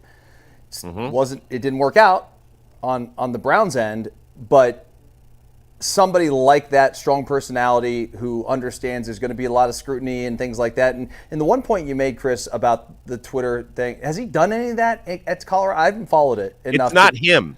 Yeah. I don't think it's him that's the worry. Just the hangers on? It's the universe. No, I don't. It's not the hangers on. So who would it be? Let's be honest here. Dion has a microphone and camera in his face as much as anybody in football, and he's earned that, right? Yeah. And I don't know which direction Deion's going to go with having a son in the NFL. He could be quiet as can be and understand what it takes to win a Super Bowl and be elite, and so he might just let his son be his son. And then there's the other side of it where people are going to want to know his opinion about what's happening with his son in Cleveland, Ohio. It's so do you want to fascinating. deal with that? The other side of it is,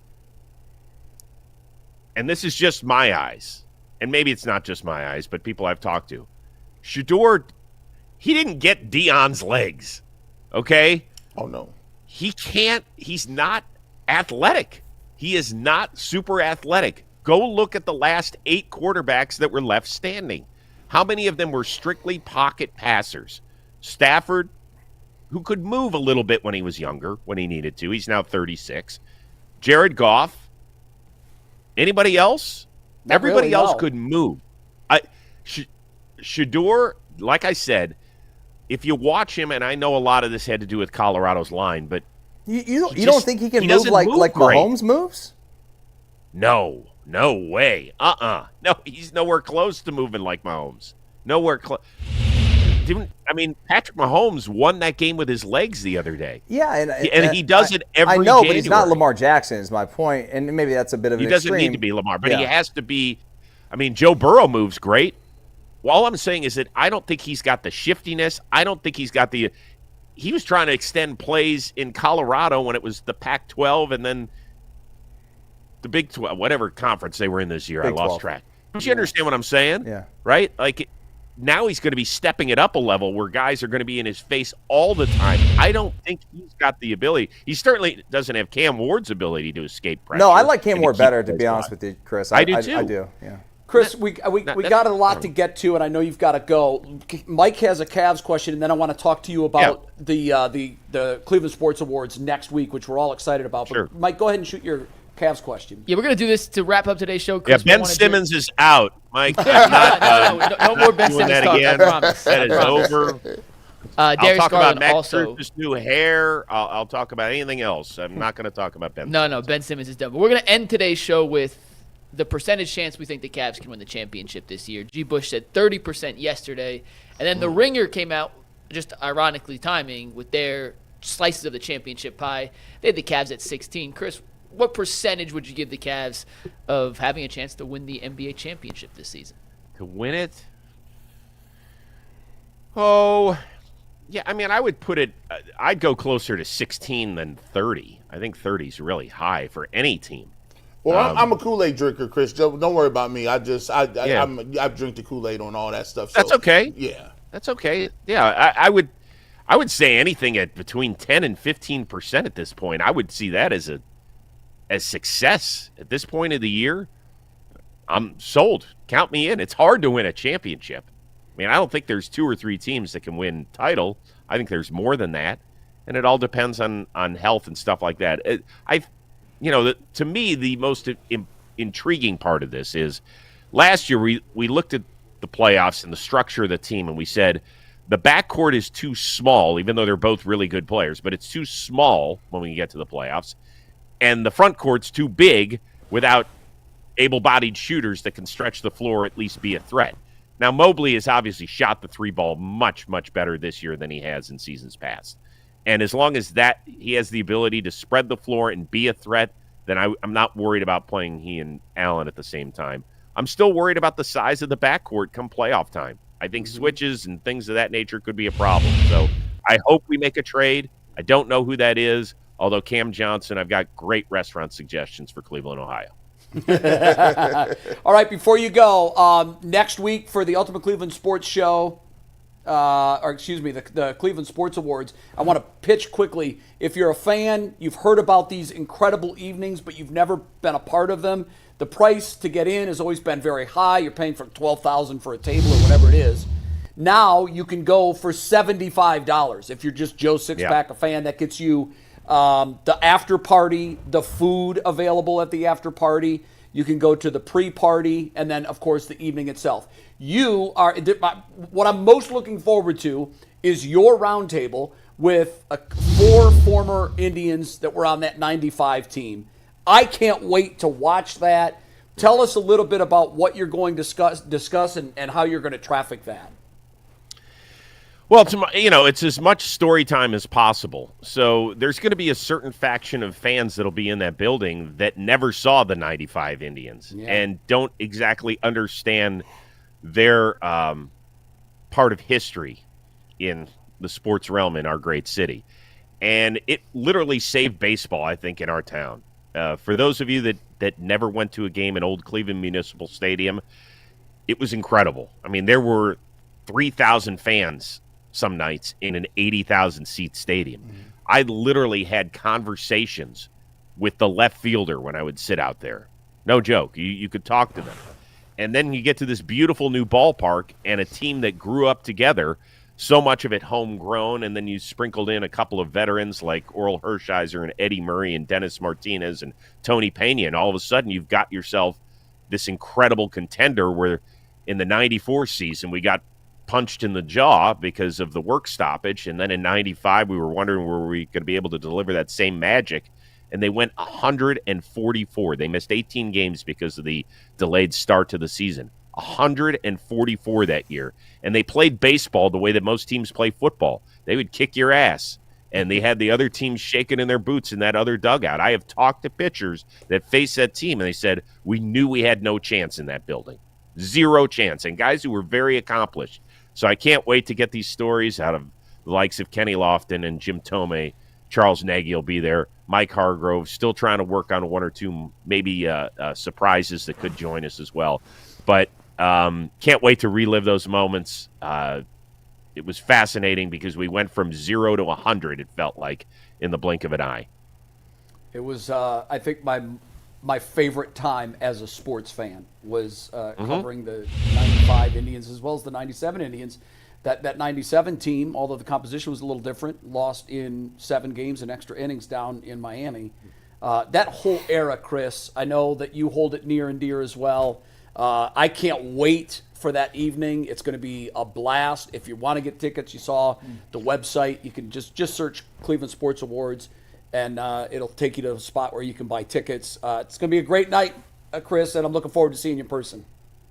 Yeah, it'll be fun, Jay. There's no question. I hope to see everybody out there. And most importantly, if you do see me that night and you're like, God, you look different on the Ultimate Cleveland Sports Show. Yes, I will be dyeing my beard this weekend. And so you it's gonna go have with a the nice dye. setting. Yeah. Oh, yeah. Yeah, so do I. Well, you know what? What's your number? I have no idea what my number is. Yeah, I'm M45. Don't you? Yeah, doesn't it burn your skin? It can. Be careful. I do. Man, I tried it one time, I do it all the time. My face swelled up, and You left it on too long. I don't know. And then I thought, Well, what the hell am I going through this Try vanity not bullshit to for? try not to get it on the skin as much as you can get it on the actual. I did it once. It'll never happen again. I dye all of this in the middle when I'm on TV. See, Jay, that's the difference between you and me. My face is already swollen, so I don't have to worry about that. So I'm already good to go. Chris, always good to catch up with you. Let's share some laughs next week when you're in town. Thanks, brother. Thanks, guys. I'm going to go right now and order my Simmons Cavs jersey. Yeah, I don't can do that. online. I'll And see get how them, that goes. and get them prescription sunglasses. You got to get them, man. You got to get them. You know what I'm saying? Yeah. Well, no, I'll leave you like this. That's fine. There it is. The one, the only Chris Rose. Check out Chris Rose on John All right. Boy He Media. looks like a This is retiring great baseball podcast. state Hey, highway brother. patrolman right now. Hey, I tell people all the time. I said, bro, listen, I be getting artists to draw my little logos. I said, you got to draw them with the glasses on, bro. Don't have me out here without. What do you the look like without them Wait, on? you have artists draw you logos? Yeah. For what? I got all kind of stuff. For your cologne and Oh yeah, like I got all that stuff, man. You didn't know, like now. I can't believe you even asked that question. Like Like what do you mean? of course he How has does people. that conversation go where you call somebody up and say, "Yo, this G. Bush. I need a picture I of need a myself logo." for my logo." Yeah. That's exactly how it goes. What is the going rate for that? I got 3 dudes. So I got 3 guys. If I want a cartoon, or if I want a real picture, or if I want some graphic designs. So I've never seen any of these works. Listen, I got like I got all these businesses. I know you have the panda. Yeah, I thought that was kind of your like mascot. That is, I got the Kool-Aid Mafia. That's there. Yeah. I have another logo for my media company. I have another logo for my immigration consulting company. This dude, man. Like I got another logo. I got another logo. I'm doing a show with my brothers. So, but it's about pop culture. He's like Cleveland's version of Michael Strahan He or does it Nick all. Cannon. Does it all. You got your hand in everything. Right now, Nick Cannon was my daddy. We doing some construction in my basement. So we doing construction. Are you finishing your basement? No, I'm putting a studio down there. Really? It's like a set. I want a set, kind of like this. So I'm gonna do this. I got another show. My show coming out in later on. It's called Brocabulary. And what is that going to be? That'll be. That's with me and my two brothers. And Brocabulary. I like that name. You like that name? It took a while to Brocabulary. really like that So name. we get in there. We talk about bro things and so it's a setup as us three, and then we'll have a guest that comes in a set. So they can tell Brocabulary. man. We'll have A Dustin man come of in. many talents. Yeah, man. Come through. Another thing G does better than anyone is break down some of the quarterback tape. And G, we talked about Jalen Milroe yesterday. I want to play you guys a shot from Jim Nagy, the director of the Senior man. Bowl, who I guess, Dustin, you know. I know him very Jim's well. a nice guy. Yeah, Jim's and, the best, man. Yeah, he was asked about this year's quarterback class compared to last year's quarterback class, and this was Jim Nagy's answer on that. Steve, play. I think there's some guys that the league is still trying to figure out for different reasons. Like last year, it's certainly not last year. I don't know if anyone in this class would be in the top 6 of the guys last year. I don't know if any of these guys are Bo Nix or Penix or J.J. McCarthy. That's a unique class. I think we're going to look back in 15 years, the class of 2024 is one of the best classes ever. That was Jim Nagy's opinion. He's just one person, but that's kind of the consensus that last year's class was incredible. This year's class not nearly as high. Dustin, what makes A, what do you think of Nagy's soundbite? And then 2, why is it so hard to evaluate the quarterback position? Because there's so much that goes into it. It's not just talent. It's not just size. There's so many intangibles that you just can't see on film. And frankly, there's not enough time for these teams to evaluate these players unless they start digging in on these kids when they're like in high school. You know what I mean? Like you got to really know about how these kids tick, these young men tick, I should say. And that's the hardest part. You don't know how someone's going to respond when they get a little bit of money in their pocket, when they've got what's their friend circle like. Like those are the things that ultimately can factor in. And then can a kid learn an offense?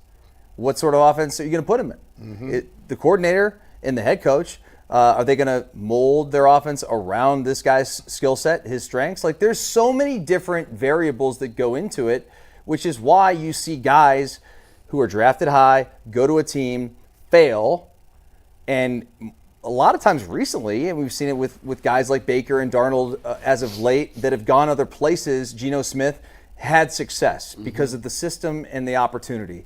So and by the way, it's not just always the player, it's where the player goes. Yes. And I can tell you from firsthand experience, when I got drafted to a team that wasn't a good fit for me personally, it wasn't a good locker room. Like it just wasn't a good fit for who I was coming from Ohio State when I went to Minnesota, and I was miserable. And I'll tell you right now that when I got there, I had a bad attitude, and it probably didn't help me in the long run, especially now with the new coaching staff. But like, I say that because Cam Ward, Shador, whoever it may be that the Browns draft, if they take a quarterback, that guy's going to come here and probably you'll get a different result maybe at 31 other places where he goes. But that is the deal.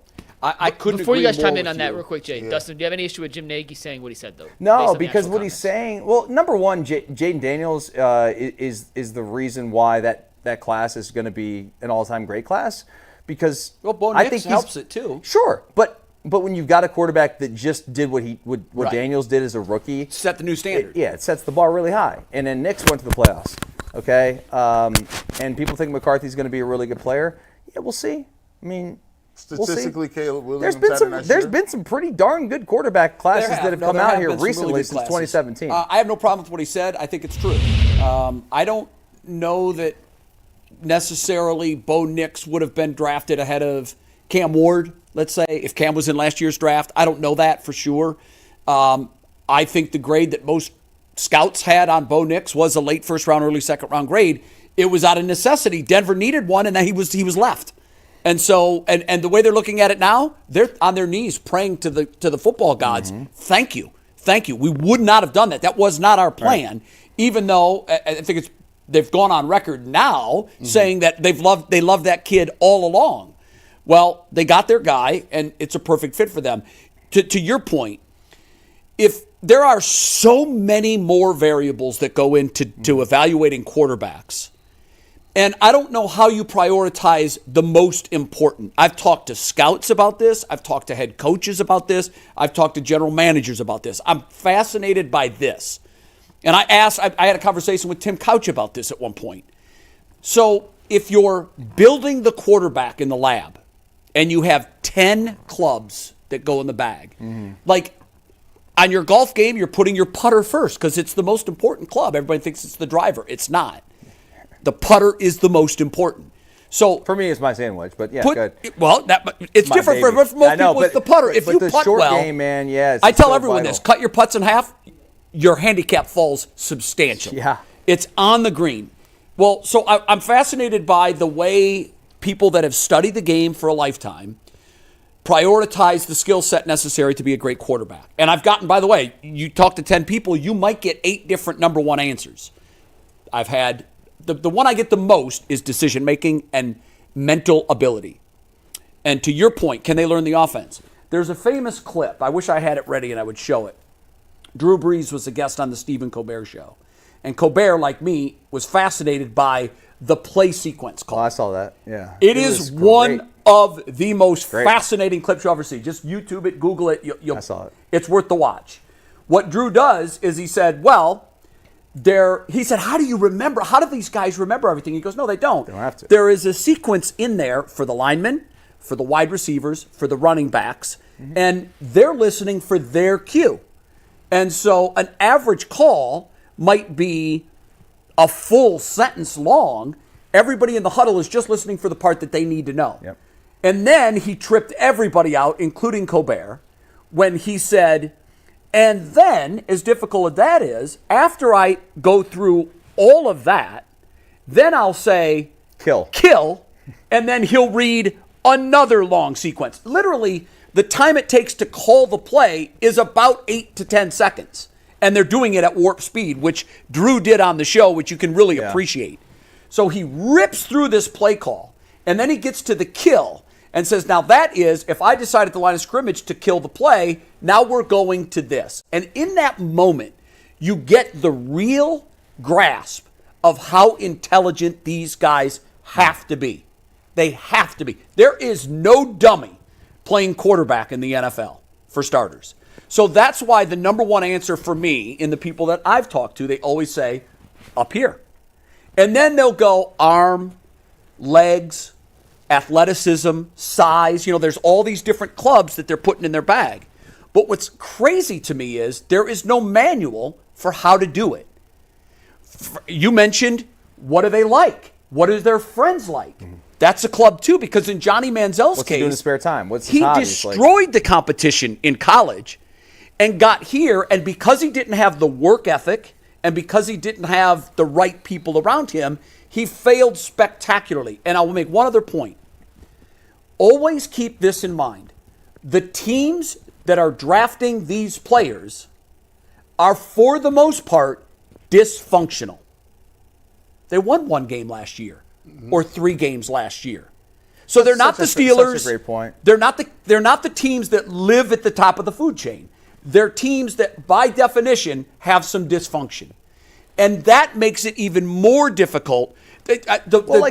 Just to go back to me for 1 second, because I went to a dysfunctional organization. You did. The Vikings. It was a horrible the sex situation boat scandal for you. My rookie year. That was the team that I went into. I think 4 or 5 of the guys on that team are in prison right now.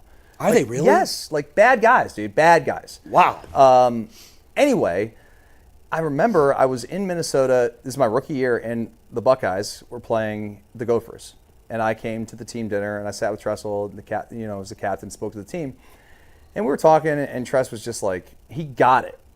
Because he understood what sort of program I came from, what sort of person I was. And the culture. And the culture. And I went in there, I was fish out of water. Sure. I didn't belong.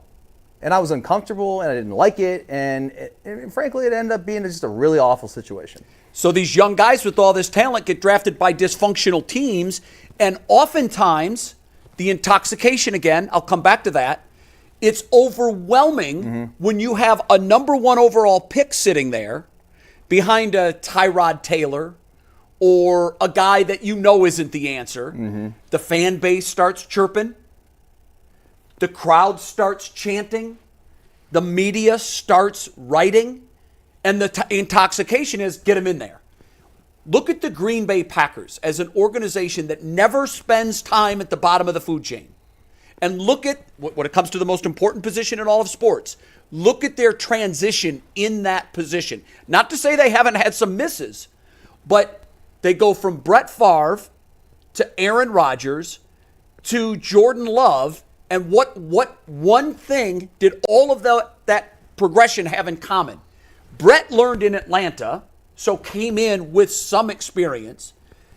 Aaron sat for years behind Brett and watched how this most important position in sports is supposed to be handled. And so did Jordan Love. Succession plan on your schedule is much more successful when it happens off schedule by necessity. I also think, I'm sorry, Garrett, I want you in here. I think it's interesting when teams play guys early, how many more times, oftentimes than not, those guys struggle. They do. You know, you got. Now there are exceptions. You got to Jaden be Daniels. Jaden Daniels. You got to be a special cat. Yep. To be able to come in as a rookie from day one and just tear it up. It just doesn't happen. I agree. You know what I mean? Like you mentioned earlier, Jay, Bryce Young. You mentioned Anthony Richardson. Those guys were forced into playing for teams that were really not ready to go. And horrible organizations. Right.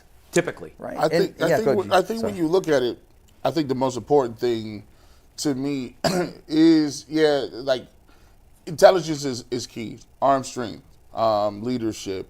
Are you resilient? Do you have tough skin? Do you get it? Do you take yourself seriously or not? I think for me the biggest thing is processing.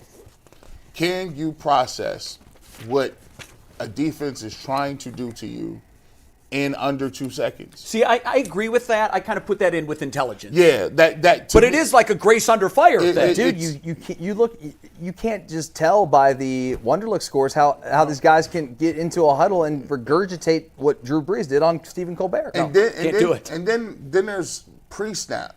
That's just like you got. So you on top of that, you just had to regurgitate all that stuff. Then you get to the line of scrimmage. You got to see defense pre-snap. They're going to give you a bit of a disguise. They're going to give you a fake read. Window dressing, if you will, and then all of a sudden you got to figure out what the hell they're doing, and then decide if you want to kill the play and call it to something else. And then once the ball is snapped, now your decision making really kicks in. Shit! The safety's not in the middle of the field anymore.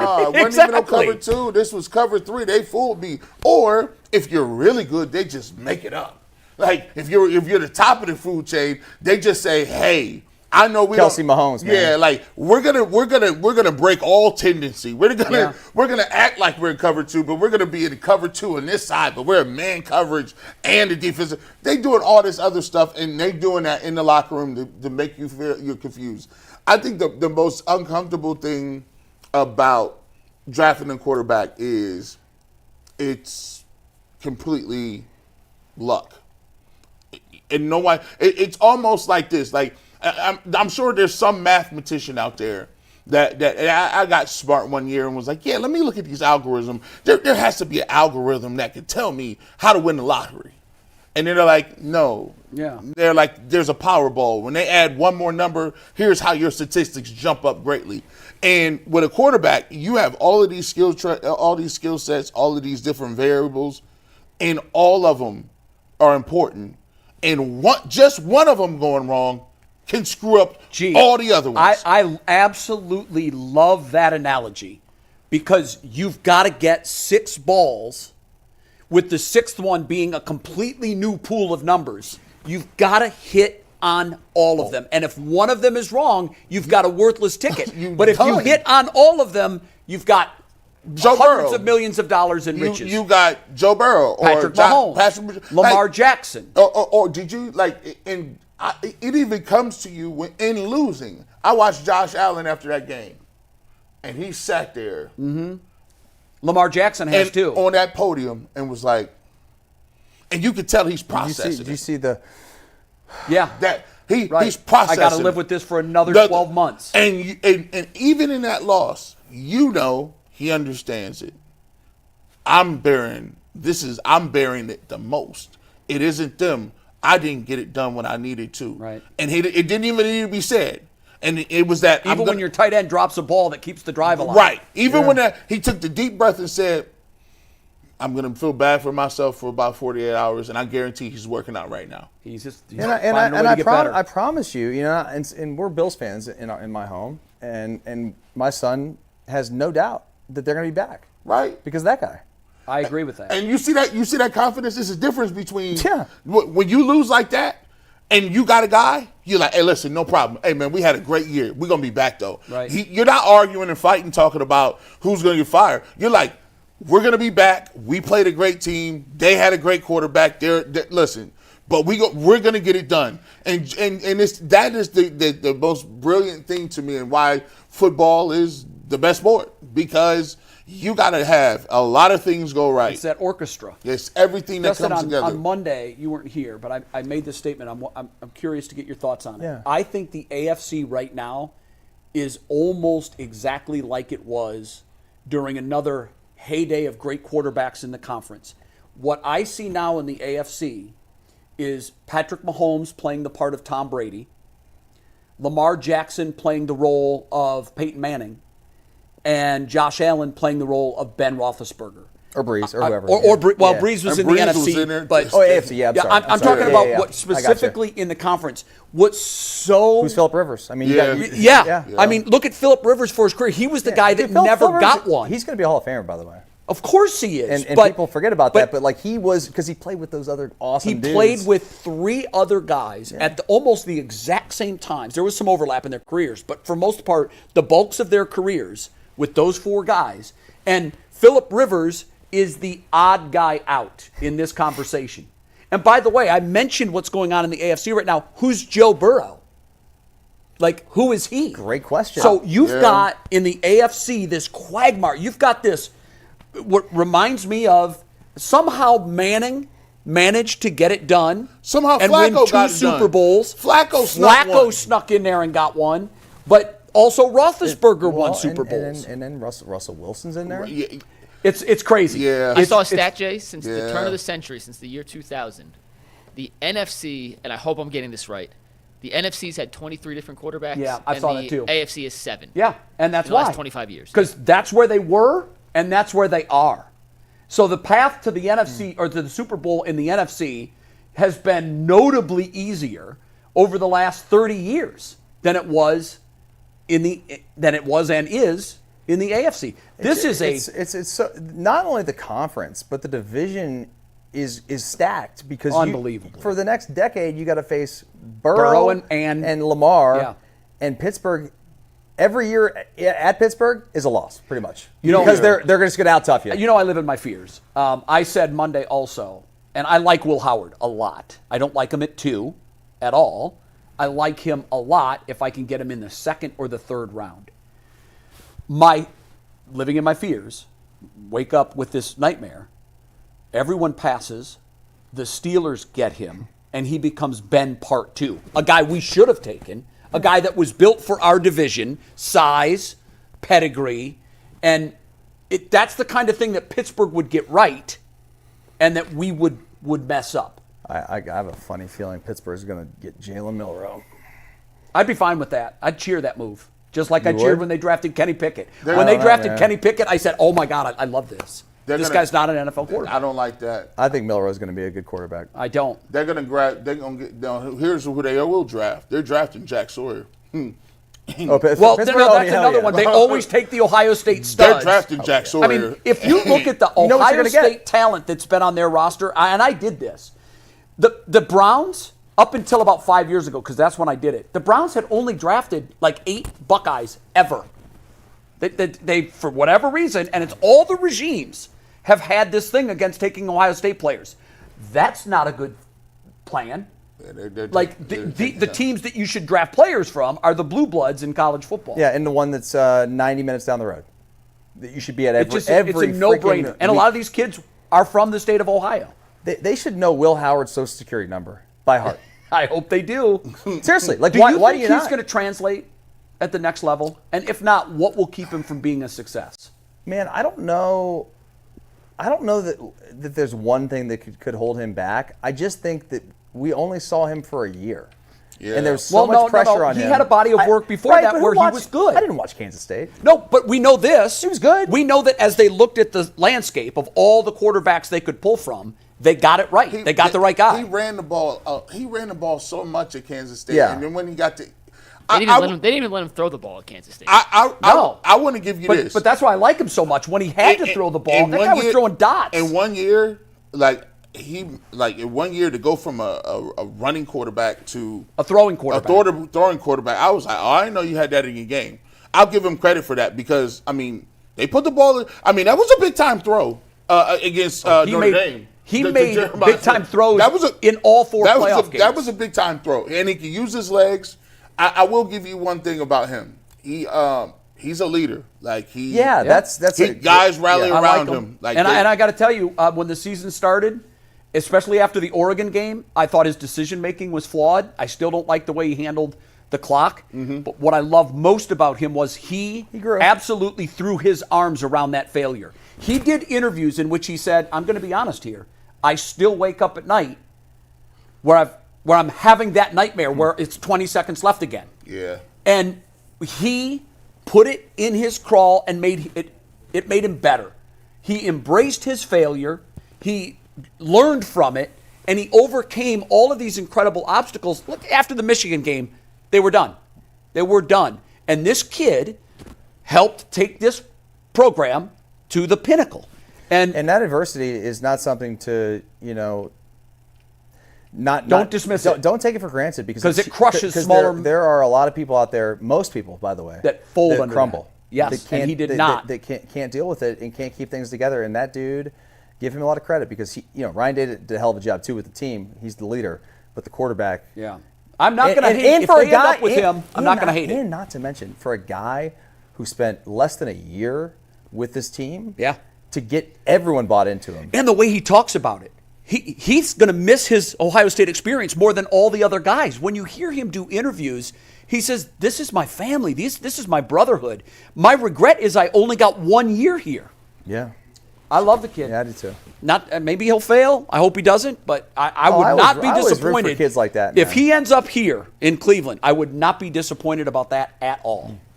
We got Super Chats, and then we're going to show Bull's 10-yard dash at the end of the show. But we got Super Chats first here.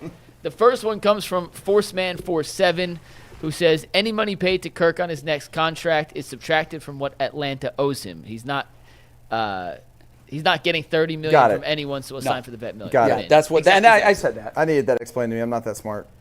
G. Bush's Bad Neck says, I know, guys, we talk a lot about Kirk Cousins, but I think the Browns should call the Rams and see the price for Matt Stafford. Oh, they can't afford Matt Stafford. Why would Matt Stafford's like, nah, I'm cool, I'll retire. Yeah, and Sean McVay is hearing that saying not yet. Did you see him in this postseason? In the last couple of games, he's still cooking. I'll take him any day of the week. I wouldn't think 9 wins if we got him. No, now I'm thinking 11 or 12. 11 with dude, they could be in the Super Bowl right now. Listen, I'm telling you, if agree. it doesn't snow in Philadelphia, I think they played last weekend. I agree. This past weekend. I agree. Next one from Charles T. says, don't you guys think Carter is a 3-4 outside linebacker, not a 4-3 defensive end with that size? I think AB's statement lets teams statements come correct. This doesn't make sense. Let's just do the first part of it. Do you think Carter's a 4-3 defensive end or a 3-4 outside linebacker? First and foremost, in what's the name, Schwartz's defense, all they doing is running upfield. He's done both. Yeah. He can't. And here's what flashes to me. He's got the talent. He's got the physical tools. He was a linebacker. Yeah. I mean, I like his versatility. I mean, I think when T.J. Watt, a lot of people had those questions about T.J. Watt. Hasn't slowed him. I mean, JOK is like 200 pounds in place like linebacker. Do we know what the status is on JOK? Unfortunately, no. Still no.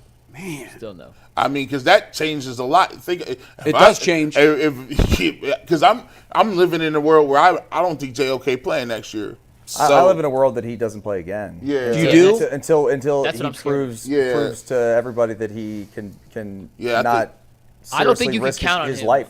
Yeah, until he's back, I don't think you can count on him. So I hope Charles that's not T. the case. also says, why doesn't Shador get points for working out since he was a teenager with Hall of Famers like Brady and Manning, having the ability to handle media pressure? I'm giving and him hype? those points. Oh, he get I'm points giving for him me. Credit for it. He gets major points for me. yeah. Nobody. He has, grew up in an NFL locker room. I think just as much as people want to make it a negative, it could be a positive. Like, he's been around it. Nothing's going to phase this guy. Yeah. I mean, he went from an HBCU Yeah.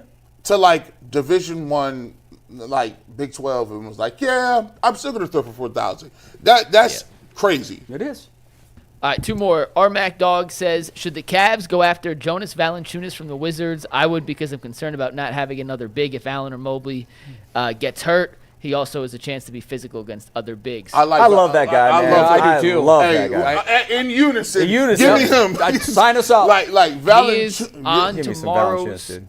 packet of fake trades. Oh, really? He's already in there. Good. I was Well, very you already know high the on answer. it. But I for don't me. love it as much anymore. I'll tell you why tomorrow. Is there a money obstacle Is he This hurt? year, no, but next year? it makes things a little complicated next year. Okay. But in a vacuum, But man, for this season and this season only, in a heartbeat. you just show me that name, and I'm like, okay, do that. Underrated part of Valanciunas. They also play the Wizards twice this season. Again, Yeah. the Cavs. Every time he plays the Cavs, Darius or Donovan gets hurt from running to a screen with him. So you're protecting your own assets Yeah, that's by trading interesting. for Darius for Valanciunas. But and I'll explain more in depth tomorrow. I would take that Down in the a heartbeat. future, Heck yeah. there's some financial things that hurt. Last super chat before we get to the bowl video comes from Brendan Yeri, and he says, "Would love to hear from G and Dustin." Jay's constantly interrupting them. I know. That's what I do. Welcome to the show. This must be your first time watcher. I remember when I had my first beer. Do you remember your first beer? Okay. I do. We teased this at the remember beginning of the mine. show. Remember my last.